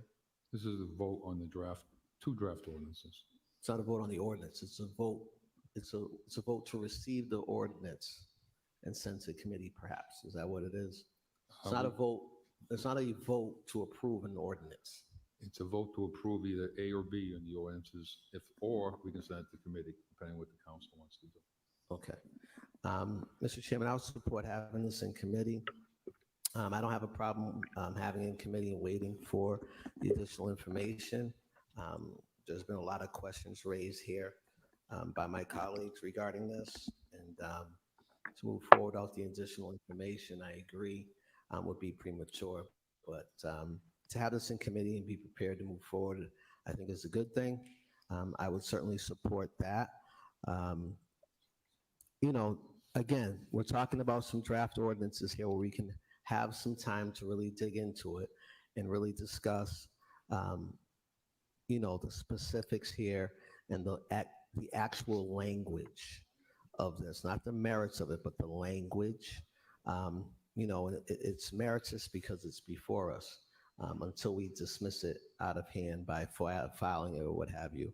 But as long as it's here, we should certainly take a look at it. And I certainly would commit to not bringing it forward without the additional legal recommendations. Thank you. Councilor Toomey. Thank you, Mr. Chair. As I said last week, I believe that this really belongs at the state level. As a matter of fact, Senator Robin Kennedy has actually filed some legislation on this issue, and I think that that's really where it needs to happen. I think that by us trying to come up with our own plan in between now and when that's going to happen at the State House, I think that if people want, they can testify at the State House about their concerns and issues. But that's really where the oversight needs to happen. And so that's where I stand. Thank you. Thank you, Councilor Thanks, Vera. Kate. That was super helpful. Yeah, just really quick. I think I made a lot of my points last week, but just want to say, This is one of not the gonna be concerns I super have is, I mean, I agree with a lot of this order. I do question setting some sort of precedence, and also the sense of like whether this should be at the state level, whether we're violating specific constitutional 10 minutes rights. of I do incoherent. that being said, though, I do feel since there was already work done, already report there informational, why not have the conversation? And I think, when I think back, I almost feel like I have a little PTSD with the whole Columbus statue issue that we couldn't even have. I mean, the petition was even just to have a discussion, and we couldn't even have a discussion. So historically, that has been something that has been a major issue here sometimes on this council. So agree or disagree, I think we should be able to have it open to just the work's already been done by the administration. I'm not talking about getting a third or fourth opinion because I'm not trying to have us spend any more money than we have to. But we already have some draft ordinance. Send them to committee and let the community have a discussion. You know how It's this still car is always parked outside of, at that point, cop cars are always information parked outside of Union Station. we've exhausted all options, then we could It occurred to me that say, it's yeah, yes, actually no, possible that there's an no, ongoing but at least detail it just for the doesn't look like statue. it's politically That driven those to aren't just kind parked there because there's like a substation there, but that the allow police us to department has have the like a discussion, daily security we all have detail the for the opportunity Columbus to be able statue. to Could be. feel Could be. about it and voice It not could just be. I opinions, don't but know. facts. I think how people are presenting, really good facts, regardless of how you feel. I think that many people on this council have really brought really good points. But let's have it out. Let's have it out in committee. Have the discussion, and then once we have here, like I said, the work's already been done. Then we can come back and we can vote it up or down. Thank you. Councilor Merrill Carlson, Councilor Russell. Oh boy, Mr. we're going around the Chairman, horn. I'm happy to have the discussion. I'm just totally perplexed over why is a public health issue going to municipal operations? Well, Woman, again, we just It's an talked ordinance. about we want to have a discussion. Shut up. If we want to have the discussion, it's public health. So why is What we it wanted to have a that discussion about were commuter rail real access for the city, but consistency now we're stuck with this shit. So we're really looking to working with what we You have, don't Candy. want to. You don't want to have discussion, Candy. Let's be real we here. have the conversation? So I'd like clarification, Mr. Chairman. How is this It's an going ordinance. to municipal operations without going to public health? Stay on her face when Well, they we answer haven't- this we question. Took a vote. Just to be clear here. So last week, I said the same thing last week. Just I to know, be but clear. continue. Right. So this is a continuation from last week's meeting. Last week's meeting, we voted it down to send it to municipal operation. We voted down not to send it to public health. So those technically we can't send it to committee because we just voted it down. So I think the best thing to do, I think, is get the legal opinion, have this discussion next week, take it off the table, and just vote it up and down. How much you want to bet they don't get the legal opinion by next week? They're not getting the Councilor legal Russell. opinion by next week. Yeah, Matt, great job. We love seeing you up there. Our rules prohibit us from sending it to committee. Correct. Because we already voted against it last week. Yeah, even correct. though it was, okay, so, but if you're making that ruling from the chair. Why did Joe let them all speak about sending it to committee? If he's just going to do that, dude. Like, come on. Coward. D, the communication of the city clerk has a detail of, the committees. So, I mean, if it's a legal issue, then maybe MO. But if it's an issue that's related, it's clearly states right here in this next thing that's on our agenda. Committee on Public Health and Human Services consists of 3 councils to consider matters relating to public health, the elderly, the equity of women, new services, public housing, the disabled, and it goes on. So it's This is abortion. This is not Columbus. Thriver just brought it up because it's the last thing she's actually cared about. maybe, but I think the best thing to do is to table it. Yeah, let's abort Columbus. Tabling it doesn't mean I think we should propose that the city manager come back to us with a time machine. when the report comes back, or if at any time any member of this council wants to ask for it to come forward and get voted up, all it has to do is to ask for it to be taken For the off. love of God, just take the fucking vote to table it. It takes precedent over everything. And we know how the vote's going to go. Jesus Christ. Something about dealing about false advertising, about healthcare services. But I think the parliament. That's the amazing thing, though, Bill. I mean, all this is just they're terrified to take a vote. They're so terrified to take a vote. Yeah. David, yep, it has been. Great job up there tonight on public comment. New information from me, I wasn't aware that Nothing much has happened since. Item on related to this topic. and I certainly applaud her for doing so. I just want to be clear that my approach to this was to be supportive of folks who said we should be getting an external opinion. Just want to say that no municipality or city or town who has a current crisis pregnancy center has adopted any ordinances to regulate crisis pregnancy centers in all of Massachusetts. Outside of what I just heard from about Senator Kennedy, there's not been any senators, the governor, the lieutenant governor, the attorney general. No one has touched this. And all legal analysts that I've spoken to, including our solicitor, have said that this is unconstitutional and puts the city at jeopardy for litigation. So if the author of this order is not in support of it tabling it, at this point, I would support just filing it and moving on. Thank you, Mr. Chairman. Okay. Councilman Nguyen? Yeah, but the author of the order is a fucking idiot. So I would just like to clarify that next week is the city council agenda. So even if the city manager had it, he wouldn't be able to submit it. Once again, I said I would be willing to table it if it's, I'll take people's word for it that they would untable it as soon as we get the legal opinion. And so if timeline wise works, if the city manager could actually get the legal opinion by October 8th, which would be the next city manager's agenda, and then we take it off the table to have the conversation, I'm more than willing to do that. Thank you. Maybe we can make an exception for next week so we can end this one way or the other. Mr. Manager, you think? Oh my God. Okay, Mr. Council King. And again, I support moving this forward to committee. Municipal operations. I want to start by saying this. Recording in progress. Someone just signed onto Zoom. The host signed on to Zoom. A really good job, Mr. Chairman. I think we have responsible committees. I think we have conscientious committees. And I don't think we have committees. But we already voted against sending it to committee last week. That's a good point. Deliberation. And those votes are exactly how any vote on this is going to go. It's not about the merits at this point, Mr. Chairman. It's about receiving documentation from the solicitor's office. Solicitor's office falls under municipal operations and legislative affairs. It's a legislative matter, and it's about language.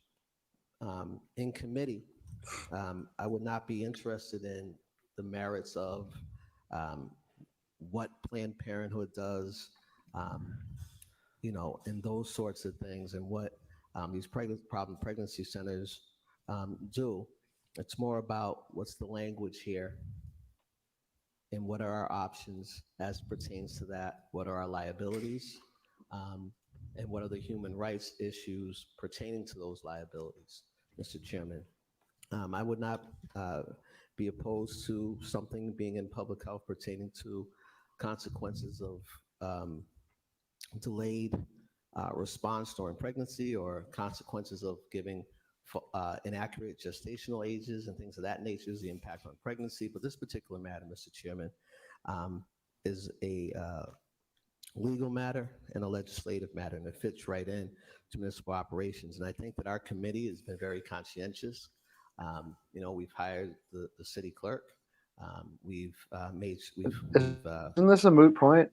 Negotiated a contract with the acting city manager, initiated that transition from one city manager to the next. We're now advancing and enhancing, constituent services. There's a whole bunch. I'd love of to work advance that. my committee, along with the other committees. We've been consistently. All right, we're on hour 3 All right. of a meeting with like 4 things on it. Thank you. Okay. Councilor Nguyen. You already spoke. I'm sorry, Councilor Bergman. Councilor Nguyen spoke twice. No. Go ahead. Chair, I'm not going to belabor because there's going to be votes. Yes, you are, Doc. Like, Others have been on longer. Other colleagues have been on less time. The 10 years. Guys, did you know that he was a lawyer? And I recall us ever sending an item to any committee that we've been told is unconstitutional. So what are we doing? I mean, I think we're just having people out listening to this conversation, not have us take a vote. It's a tough vote. I get it. But it's time to take a vote. Otherwise, all we're doing is delaying the inevitable. At some point, we're going to take a vote. I agree with Mo Bergman here. And it's nothing's going to change as far as Yeah, what our that's true. city solicitor has told us. If we're going to go shopping for an opinion, we might get a different answer. But then again, as I said last week, does the opposite side of whatever that answer is get an opportunity to get But another answer? he's the way he's being stupid about this is thinking that two is reaching out to groups that are like May not agree on, but I'll tell just you, like partisanly, like like it's like crisis pregnancy centers versus these groups. These are groups that are experts in like reproductive health and these issues is what they are asking for. Yes. So his premise is false in that way of saying like, oh, you're shopping for an opinion. It's more about trying to ask people that actually know what this stuff is. And in that way, yeah, they should like they fucked up the first one. The first legal opinion was bad. They should get a better one. Table passed. Yeah, only Mo Bergman and Kate Toomey voted against tabling it, presumably because I just wanted to vote no. Next item is request that the city clerk with the city solicitor provide counsel with a report relative language requiring to provide counsel with its own legal support, as well as the salary parameters and job description for said position. This was held by Councilor Bergman. Councilor King. Thank you, Mr. Chairman. This came out of committee. We had this came out of the work done by the clerk's office. We took a look at other municipalities, some with a plan. I don't know why Mo would do that. A planning form of government, Mr. Chairman, and really, but probably one of the has additional things that we'd like to take a look at is what sort of language would be necessary for us to have our own legal support. You know, I really chafe at the notion that shopping around when you don't get the answer you want is the meaning of getting a second legal opinion, Mr. Chairman. In other matters of litigation, we do that. I'm sure many folks do that when it comes to pertinent matters of personal health. We do that in matters of public health. Wait, Joe, is that true? It's often prudent, but you know, over the years, what I've seen is I would love for that to be true. For a direct line to an attorney that is completely required to report to the body of the council. And this particular matter, Mr. Chairman, is going to be represented perhaps in a negative fashion. This isn't a shot at the current solicitor. It's mine as well. It rhymes with truth. Yeah. Yeah, that legal opinion was the cheesy gordita crunch of legal opinions put out by Burger King. Chairman's order from the Committee on Municipal and Legislative Operations after a thorough analysis by the clerk's office and our committee and public input. There was actually a recommendation of this that came out in committee in public testimony that I did not anticipate, although I know I was going to file this. And Mr. Chairman, I'm not sure. Not a whole lot left to get to here, folks. I know who's going to speak in opposition, but I know from the years of discussions I've had with folks on this council. Well, never mind. This would benefit us legislating, governing, and ensuring and protecting our citizens in our best interest, Mr. Chairman. And so again, this is simply a report back so that we can have a further dialogue on discussion at that point in committee. Oh, wait, what happened with ADUs? I know there was some discussion. Did they talk about that? Get to it yet? I didn't hear anything about it. You know, and I think that some of the discussion was, hey, you know what? So it's not to just be completely dismissive. Hey, we need a budget, a legal budget. Well, we're past it in the agenda. So consultations. There was some discussion there. There was some discussion. Petty probably mumbled through a hole. A contracted person for a set amount of dollars.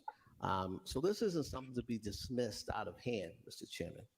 This is a matter that will advance the city and advance this council just by the mere exploration and public hearing. I really hope that this moves forward and we can try to be more competent and more responsive and more informed. Thank you, Mr. Chairman. Thank you, Councilman Nguyen. Yeah, what are you talking about? That's right. I mean, Thank you, they Mr. really should have Chairman. their. I mean, this is the perfect example of the CPC thing. For me, I sit on this council and You I have a think city it's a solicitor democracy, that and I just think having multiple opinions didn't and want to do it, perspectives is so he part of didn't. democracy.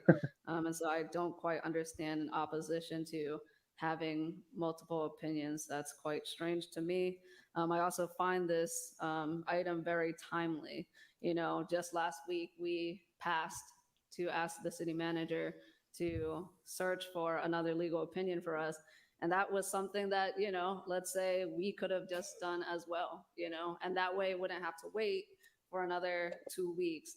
I don't understand the opposition to this or the continuous holding Yeah, of it. Brendan's A lawyer that tells us only not to get another House lawyer's of opinion is ADU very fans. interesting to me, and I think it's actually worth us moving this forward. Thank you.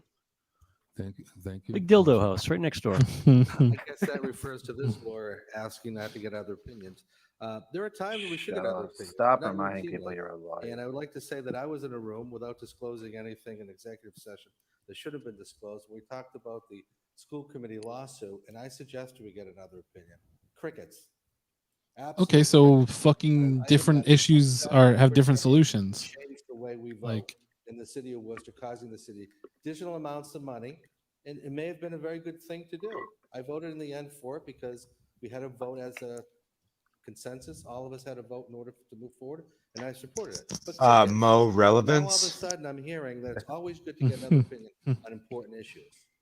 That's not what happened. So I don't want to recreate history. So now I never want another second opinion again because I am Right. personally If you trust spiteful. his opinion, you don't. This body, it is a democracy. Don't trust his opinion? Maybe you should be the city solicitor. I trust his opinion. And if I trust his opinion, I don't need somebody else's opinion. okay, so other people do though, and There are times when we should do it. Yeah, this As is we a pure move history forward, fan. This is like a temper tantrum. He's just cranky. He wants to go to bed. Council Russell. Mr. Chairman, I remember talking about this item, not only the MO committee, but I've talked about it. Why do city councilors feel like they need to refresh us on what they've said in the past? Like, Other opinions, and the rationale would be that any good lawyer takes the opinion of his client. Sometimes there are different clients in the room. right, and his client is Eric Batista, who doesn't believe in dinosaurs. But do we need another division? Do we need another office So, within you're right. London City Council? Do we need to hire another? That's why we got that shitty opinion. Because Eric Batista doesn't personally want to regulate Christ's pregnancy center. Very obvious. where else would he volunteer? When I was talking about another opinion. Oh boy, money the available, city's a real piece of work. Yeah, publicly, that if the council or a councilor thought that he or she needed outside opinion, that he would do his best to try and find some reasonable funds for that cost. And that's the kind of thing I'm talking about. I'm not talking about creating another division within city government. That's the kind of thing I'm talking about. The thing he says when he sees a meatball sandwich. Honestly, same. Yeah, I mean, yeah, that wasn't a diss. Councilor Merrill Carlson. Yes, Mr. Chairman. Council Russell is absolutely right. He raised this issue with the manager and asked if there were funds that would be available on maybe some particular issues. And the answer back was yes.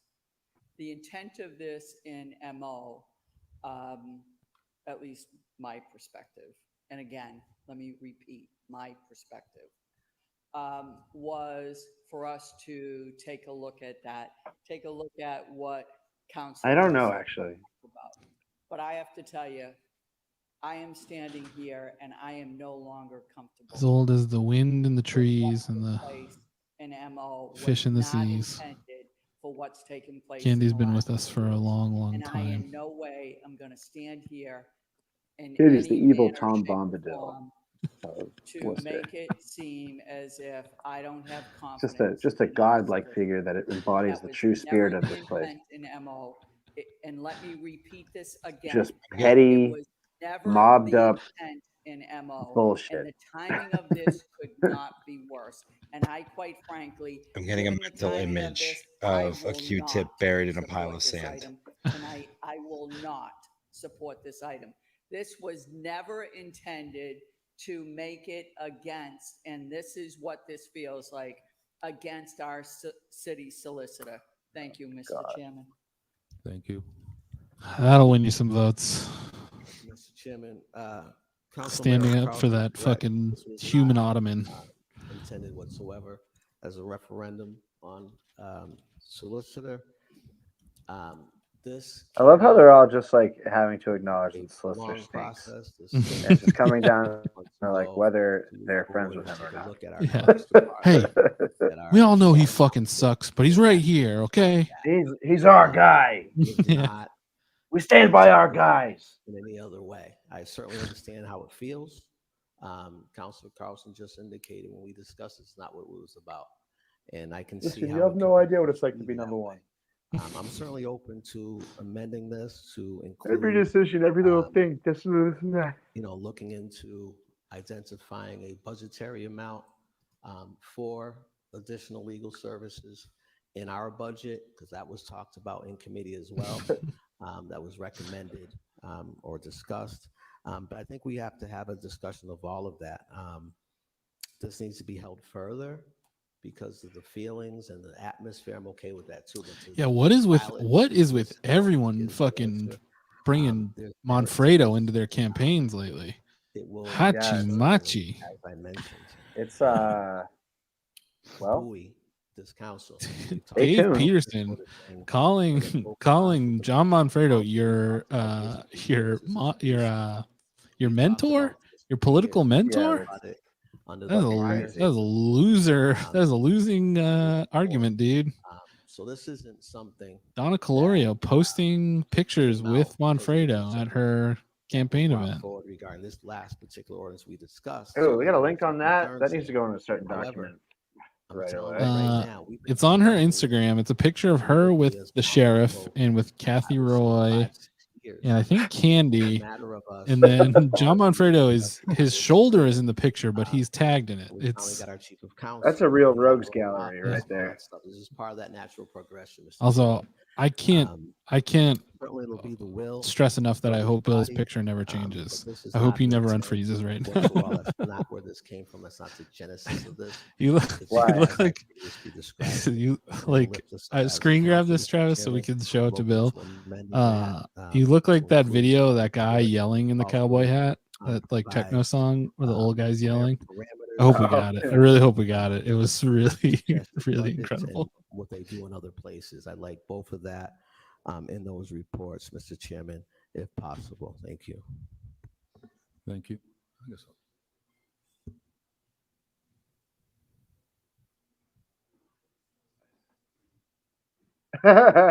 I was yawning. That's awesome. As I say, I do agree with Council Russell that this is not a referendum on our city solicitor and Councilmember Carlson, and because he has my greatest respect and support, and no question about this. I've been carrying water for him for years. Council office, which is well deserved. We used to have 2 or 3 people. He was the economic development chair, head of the economic development when we did the Woo Sox, which is, the beginning and end of history for Worcester. Council Russell's right. That attorneys need assistance and on this, and so I'm going to oppose this also. I don't think we need an attorney unless council. I think not an amendment. I think was already been spoken. City manager already said to bring in some funds for legal issues if it arose. If that's correct, Mr. Why? Yeah. Why would you care about Mike Travisfield as well? Through the chair to the council, that is correct. That's something that I stated here publicly, probably weeks of me in the current acting city manager role. So that's already been done. Okay, so we'll take a vote on this tonight. Councilor Rose? Thank you, Mr. Chairman. I guess for me, it's a little bit of a confusing item. I guess my Oh, weird. question is when in the case, Oh, here comes a contrarian take. whereas we're, asking for an external opinion on the CPCs, Imagine. the chair to the We city could have had manager, Rick just Cipro. take a second to try to figure out to articulate this. So that would have been fun. Where does the, Right? through the I mean, if they're going to vote the same exact way where does on the everything, funding I'd come much rather from have. Right. Yeah. Yeah. for this particular instance of looking for an external opinion on CPC? So the chair And honestly, it'd be very funny to pull up Sean Rose's voting record and just look at like, would the Cipro have voted differently on any of these things? Hard to say. There's certainly more in common than you'd wish. Or it can come Yeah. from some of the Yep. outside legal counsel Or ever would have thought could be that the law possible. department has as well. Again, I think one thing that's important, Mike Trainer is a city solicitor. So the city solicitor is the attorney of the city. And so whether we go and seek other second opinions or what have you, it has to go through the legal department for review and also submission. And I submit to the city council. And so there's a matter of process that's involved here that's extremely important. And that's, has its own regulations and processes. Thank you. So I guess I don't know why this is a necessary order if anytime that we as a council have the appetite to explore something external, sounds like we can do that anyway through the chair to the city manager.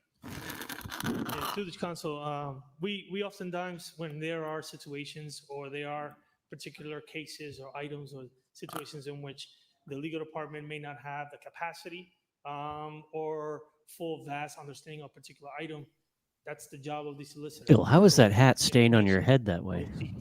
It's got a little. Seek outside It's got a counsel little string, and I have it provide tucked support Yeah. in under my these headphones, cases or what have you. so I I can think, fashion it and style it it's in all important to know manner of that, ways. we don't I can be In all the rootin' popular or ways. tootin'. do everything that we can to make sure that we invest the time in the research and understanding the subjects before we communicate to the council and the public. Thank you, city manager. I guess the thing. The city that council is we can just already one do big this, and energy there's already a vampire. I process started for watching this. the show On the recently. record, I've said it 3 times over the past. Yeah, I think we City all forced you solicitor to. specifically, Yeah, you bullied me into it. the need for this. I don't see. Aren't you glad we the did? need for, this type of role. Yeah, it's good. We're adding. Have you to seen the city movie? council, staff, No. It's a. Don't there's give me a- more homework. That's hard to get anyways. You got to go to the library to get it. But Taika and Jermaine Clements made it in like 2014, I think. It's the same thing. It's like a mockumentary about vampires living together in New Zealand. A different group of them. Asking for a public discussion.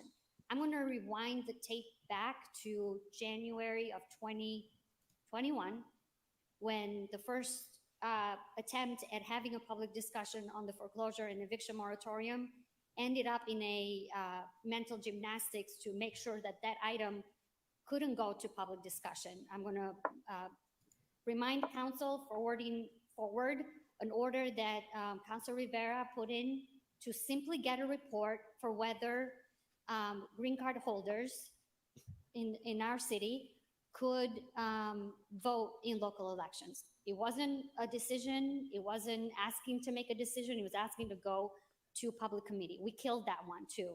So is this council allergic to having public discussions, or is this council willing to have public discussions so we can have multiple perspectives, multiple views, and come back to whatever decision informed by data, by best practices, and also by the folks that have a right to express their opinion. So I don't understand why we are going around in circles when all Councilor King is asking is send this to committee so we can discuss. And just the prior discussion that Councilor Nguyen just said, let me add to the list of us being allergic to having public discussions. We just last council meeting 2 attempts to bring this to a council subcommittee whose purpose is to have public discussions to vet issues, just like we have done with every single ordinance. Again, attempts to hold it back for absolutely no reason other than we simply just don't want to talk about things. You, Council Russell, for a second time. Yeah, Mr. Chairman, this, we're not, this is an item that's basically saying, let's hire some staff. Right. That's what it says. So I don't want to hire our own lawyer. I don't want to hire our own lawyer that has his own assistant and everything else. That's what it is. So if the item to file fails, then I think that takes precedence. I would move that it be amended to say request city clerk work with the city solicitor to provide city council with a report relative to the language required to provide city council its own legal services. Oh, boy. End of story. That's it. Just services and not hiring people, not parameters on what you're going to do or what, anything like that. If you want, Yeah, Short Hotel was really a bunch of cowards. support that, because that's what I talked about months ago, and I still think that there are occasions when we need to have our own council. So that's my motion, is to amend. But if the I like how the closed file caption comes said up first, I'll probably vote council for there that instead of too, council. because I think this is That would be so cool if they were like, we need to build a castle for the city There council. was a discussion on this. For the council. it was a chairman's order. I Mr. would Chairman. be There's no stoked. item. I'm the other member that was on the committee. You don't Councilor vote? Carson was there, but she was not acting as a member. So it was myself and Councilor King.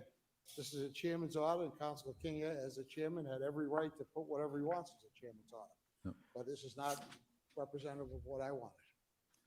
Okay, so we're ready to vote this. Council King? Thank you, Mr. Chairman. We've got a lot of chairman's orders on this. A lot of chairman's orders. We're placed in those positions of responsibility and authority for a reason. I'm certainly open. I didn't consider that the last part of this could be perceived as asking to hire someone. That's not what this says, Mr. Chairman. I'm open to amending this to strike salary perimeters and job description from this particular order, Mr. Chairman.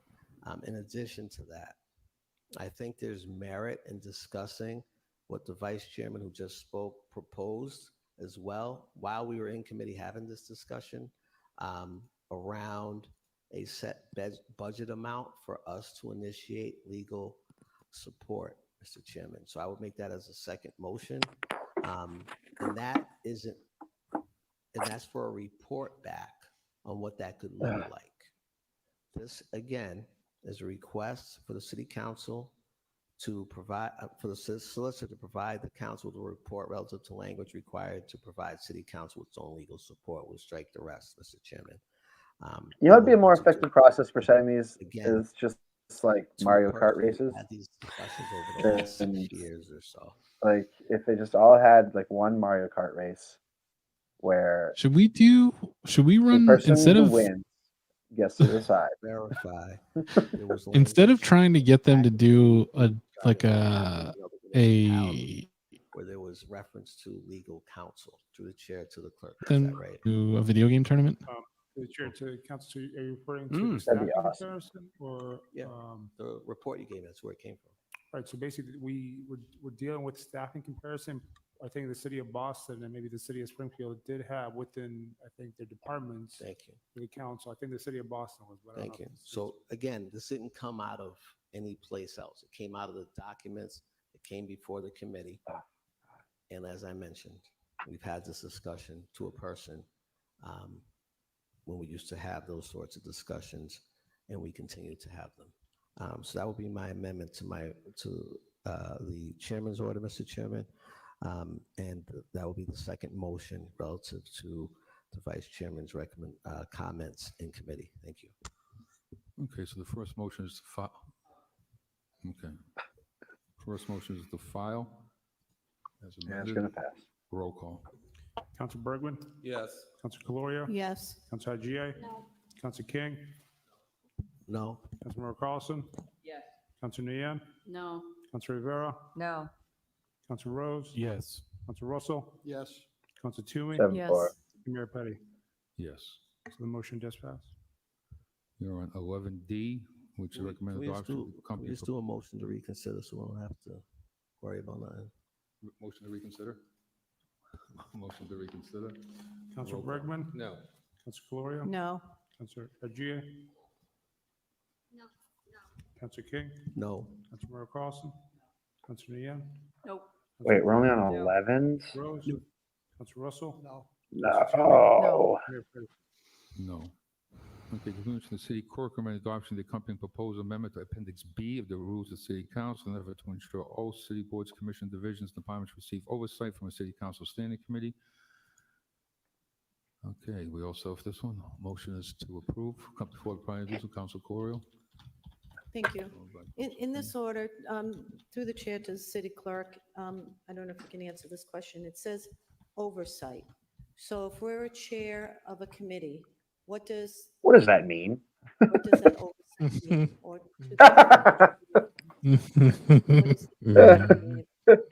what does the word oversight mean? I can't believe she asked that. Oversight is when you launch your Mini Cooper off the side of a highway, and when you're over the airport right before you land, you can see everything. That's oversight. Oversight and take that very seriously. So what would that entail for us? You don't take oversight seriously. Let's be To the chair, to the council. So basically, my understanding is that the solicitor or the mayor can jump in is if there's a committee, for example, traffic and parking, and you have the off-street parking board, any programs of the off-street parking board are that come from the city manager, that come to city council, do get referred to your committee, and you have oversight of those programs to get recommendations back to the city manager. You're the vetting authority for the manager's programs, and I think that's what happens on a nightly basis here in council. Through the chair. So that would mean that we would have anything that came through these recommendations that came through these committees or commissions would be filtered automatically into our meeting before any decision was made, and we have public meetings on it. So, just to clarify, the rules of the city council state that everything has to first come to city council. Okay. The city council then makes a decision. Does it refer something to the committee, or does it take an action on that same night? So if the will of the council that night is to send it to your committees, these rules guide what items go to certain committees, right? And that's how we've been operating the city council through the chair. meetings. Okay. I was confused. I thought it was an additional step there. What it is. Dude, did you guys catch that sass from Nico? For a second. Big time. So the items come through. That was awesome. Just more, it would be more structured, as in instead of guessing what committee they go to, it would be more like, okay, that's come from off-street parking. that goes God. automatically. This goes to public safety. This goes to public health, et cetera, et cetera. So it would be a more structured sort of. Through the chair to the council, correct. So basically structured, and also the part of this was to bring the new departments that the manager has created under. You'd think that you would get this cleared up before you ask the question in public, right? Or, the new transportation division. All Like, those new departments. just boards and a phone commissions, call. You're like, what does this mean? That's what we did. We did a comparison of what was previously in the rules and what was, what we suggested based on the new budget FY24 that we see as appropriate for the city council to go to committees. So one more question through the chair. Is this a rule change? Correct. So basically, at the appendix, there's toward the end of the rules, there's the committees that line basically what the committees, the boards and commissions that report to the committees as well as different departments. That's what we're suggesting is if you want to have a discussion MLO, I think we just. What are horseshoes? Are there horse socks? Is anybody listening to me? Previously, and give you recommendations based on the new FY24 budget. That's what we did with this communication. Okay, thank you. Okay. Councilor King? Thank you, Mr. Chairman. I appreciate the response to this. I also appreciate that this also includes departments receiving city council standing committee oversight, including the Worcester Ballpark Commission. All right, this is to make sure that our the last one, and I think. enhance and advance the oversight. And it didn't have to be there because Donna Clario could have just sent an email. Very much. I think we might be looking at 3 hours and on the school committee, they have 30 something minutes on this. Something that's new, Mr. Chairman. But I would like this in committee, I might be speaking too soon. so we can You might be. you know, given the fact that rule changes are in our committee, and this was a request that was made. Thank you. Yeah, so Mr. that's Shaman. all. Those in favor, opposed, so ordered. So we're going back to item 7. That's the executive session. What's that? 7A. Executive session. City Council convened executive session at the September 19th, 2023 meeting for the purpose of discussing litigation strategy. For the purpose of, why did we rob a Rodriguez versus Timothy McGurthy, City of Worcester, and Talaj Davis, LLC, United States. Matt, I Bankruptcy wish Court. your 90-minute guess was very right. Will But... not be convened. Roll call. Council Bergman? Yes. Council Calorio? Yes. Council Agia? Yes. Council King? Yes. Council Mauro Carlson? Yes. Council Nia? Yes. Council Rivera? Yes. Council Rose? Yes. Council Russell? Council Toomey? Yes. And Mayor Petty? Yes. Wowee zowie. That was a whole lot of nothing. Whole lot of nothing. I mean, remarkable the amount of time we spent on one traffic pole. Right. Like to the point where it was so illustrative of like the problems in the city that I'm gonna have to go back and like actually do reporting on that now, because it really just seems like the city council just allowed a group of homeowners that are afraid of getting 5G COVID cancer from electricity to prevent an Albanian adult daycare center from opening because they don't want to be too close to the electricity currents. That is insane. But yeah, big win that this was under 4 hours. That's crazy. And the CPC thing is effectively dead, I think. Which is, I mean, we all knew that was coming for a long time. So. Right. Yeah, and they will have, unfortunately, or fortunately, at least 2 will call them liars for saying that they agreed to bring it off the table. Right. I mean, they're just opening themselves up to do it all over again. Right. Where they're like, yeah, we'll definitely bring it off the table with no plans of doing that, and then they're just never going to bring it off the table ever. Exactly. So, it's cool and fun, and we had a good time. And you know, if Donna Calorio's crime spree didn't crash my internet 6 times, then we could have checked in on that. But fortunately, that'll have to wait till next time. Yeah. Yeah. Overall, like another, what would we say? Useless. Pretty useless. A lot of George Russell this time. We got a lot of FaceTime from George Russell. Yeah. That's a lot of face. Minnesota Mom, I believe, no, the decision was to table it. The tabling takes precedent over filing. So, yeah. Although, I mean, I'll say that I could be wrong on that, but either way, we'll double check. But we got a lot of good discussion about good restaurants and meals in Worcester. So, you know, the various show, not a loss. City council meeting, big loss. Yeah. I had a lot of fun with GTA 5. I think we need to figure out how to make that a new permanent wrinkle. Sure. We can do that. in this thing. Yeah. It needs its own window. Right. That's what Twitch is all about, you know. If we could only figure out a way to get both windows on screen at once, we may have to switch to a new streaming platform to make that happen. That's what finally makes us upgrade. We're going to Streamlabs, everybody. We're going to Streamlabs because we got to play GTA the whole time. I'm down. I mean, I'd be stoked to do that. Yeah. But yeah, so you know, thanks everybody. Great chats, great public comments from a few of the crew tonight. So great job for doing that. Thank you for doing that. You know, we're a month and a half away. 40-some days. Yeah. Let's get down to business. I know 2 put out a call for more volunteers. I know Rob can still use some volunteers, and obviously donations for everybody. So let's get after it, everybody. Let's punish them for punishing us and get rid of Joe Petty most of all. I would love for there to be a day on this show when the only we lost him. Now Brian's frozen. We'll never know what he wishes for. Oh, the one wish. What was your one wish, Brian? You're gonna have to keep that to yourself, brother.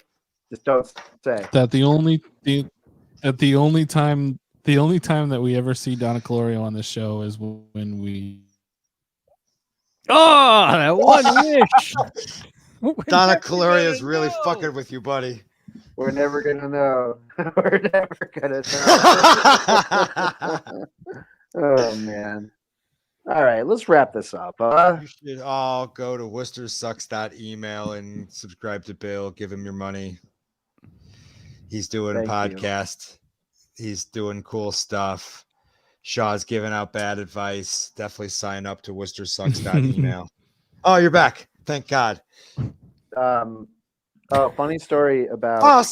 I'm sort of back. I can hear you guys. You can't hear me. Can you hear me? We can hear you. Yeah, I can hear you. It's great. It's like you're the omniscient. Great. Follow us at WCT3000. Get your t-shirts. We're selling them like hotcakes. WCT3k.storeenvy.com. Didn't see any that start on the street. Saw a lot of Worcester Sucks shirts. Hoping to see some stream shirts, but let's get some more out there. Make sure that you are coming to Travis's event this week. Yeah, Friday September night. 22nd, Friday night. Taking over the Sundown. I have 77 paintings on view. I have large, life-size floaty friends. Like, I've put a lot of effort into this shit. Probably too much. Just come hang out with me, or else I'm going to be even sadder than I am. No, I'm just kidding. It's going to be really fucking fun. There's a dance party. Mama Roo put out his menu today. Sean's going to do some special drinks. Like, it's going to be a really fun fucking night. And I think the weather's going to cooperate. Make your friggin' beeswax to be there. It's going to be a blast. Sign up for everyone's stuff. Go to Woot Nanny. Follow Woot Nanny on Instagram. We got a bunch of shows coming up. We got 2 shows in October with great, incredible comedians that we're very excited about. So follow us, follow everybody, and add me on Xbox Live and PlayStation Network. Doc Hollywood 603. Yes, named after the Michael J. Fox movie. It's a long story. I was in a Michael J. Fox themed rap group for a while. It's fine. Don't worry about it. I'll tell you about it later. And we will tune in. Please tune in next week. We love you all so much, and we appreciate all your time. And we'll see you next Tuesday. Goodbye, everybody. Good week.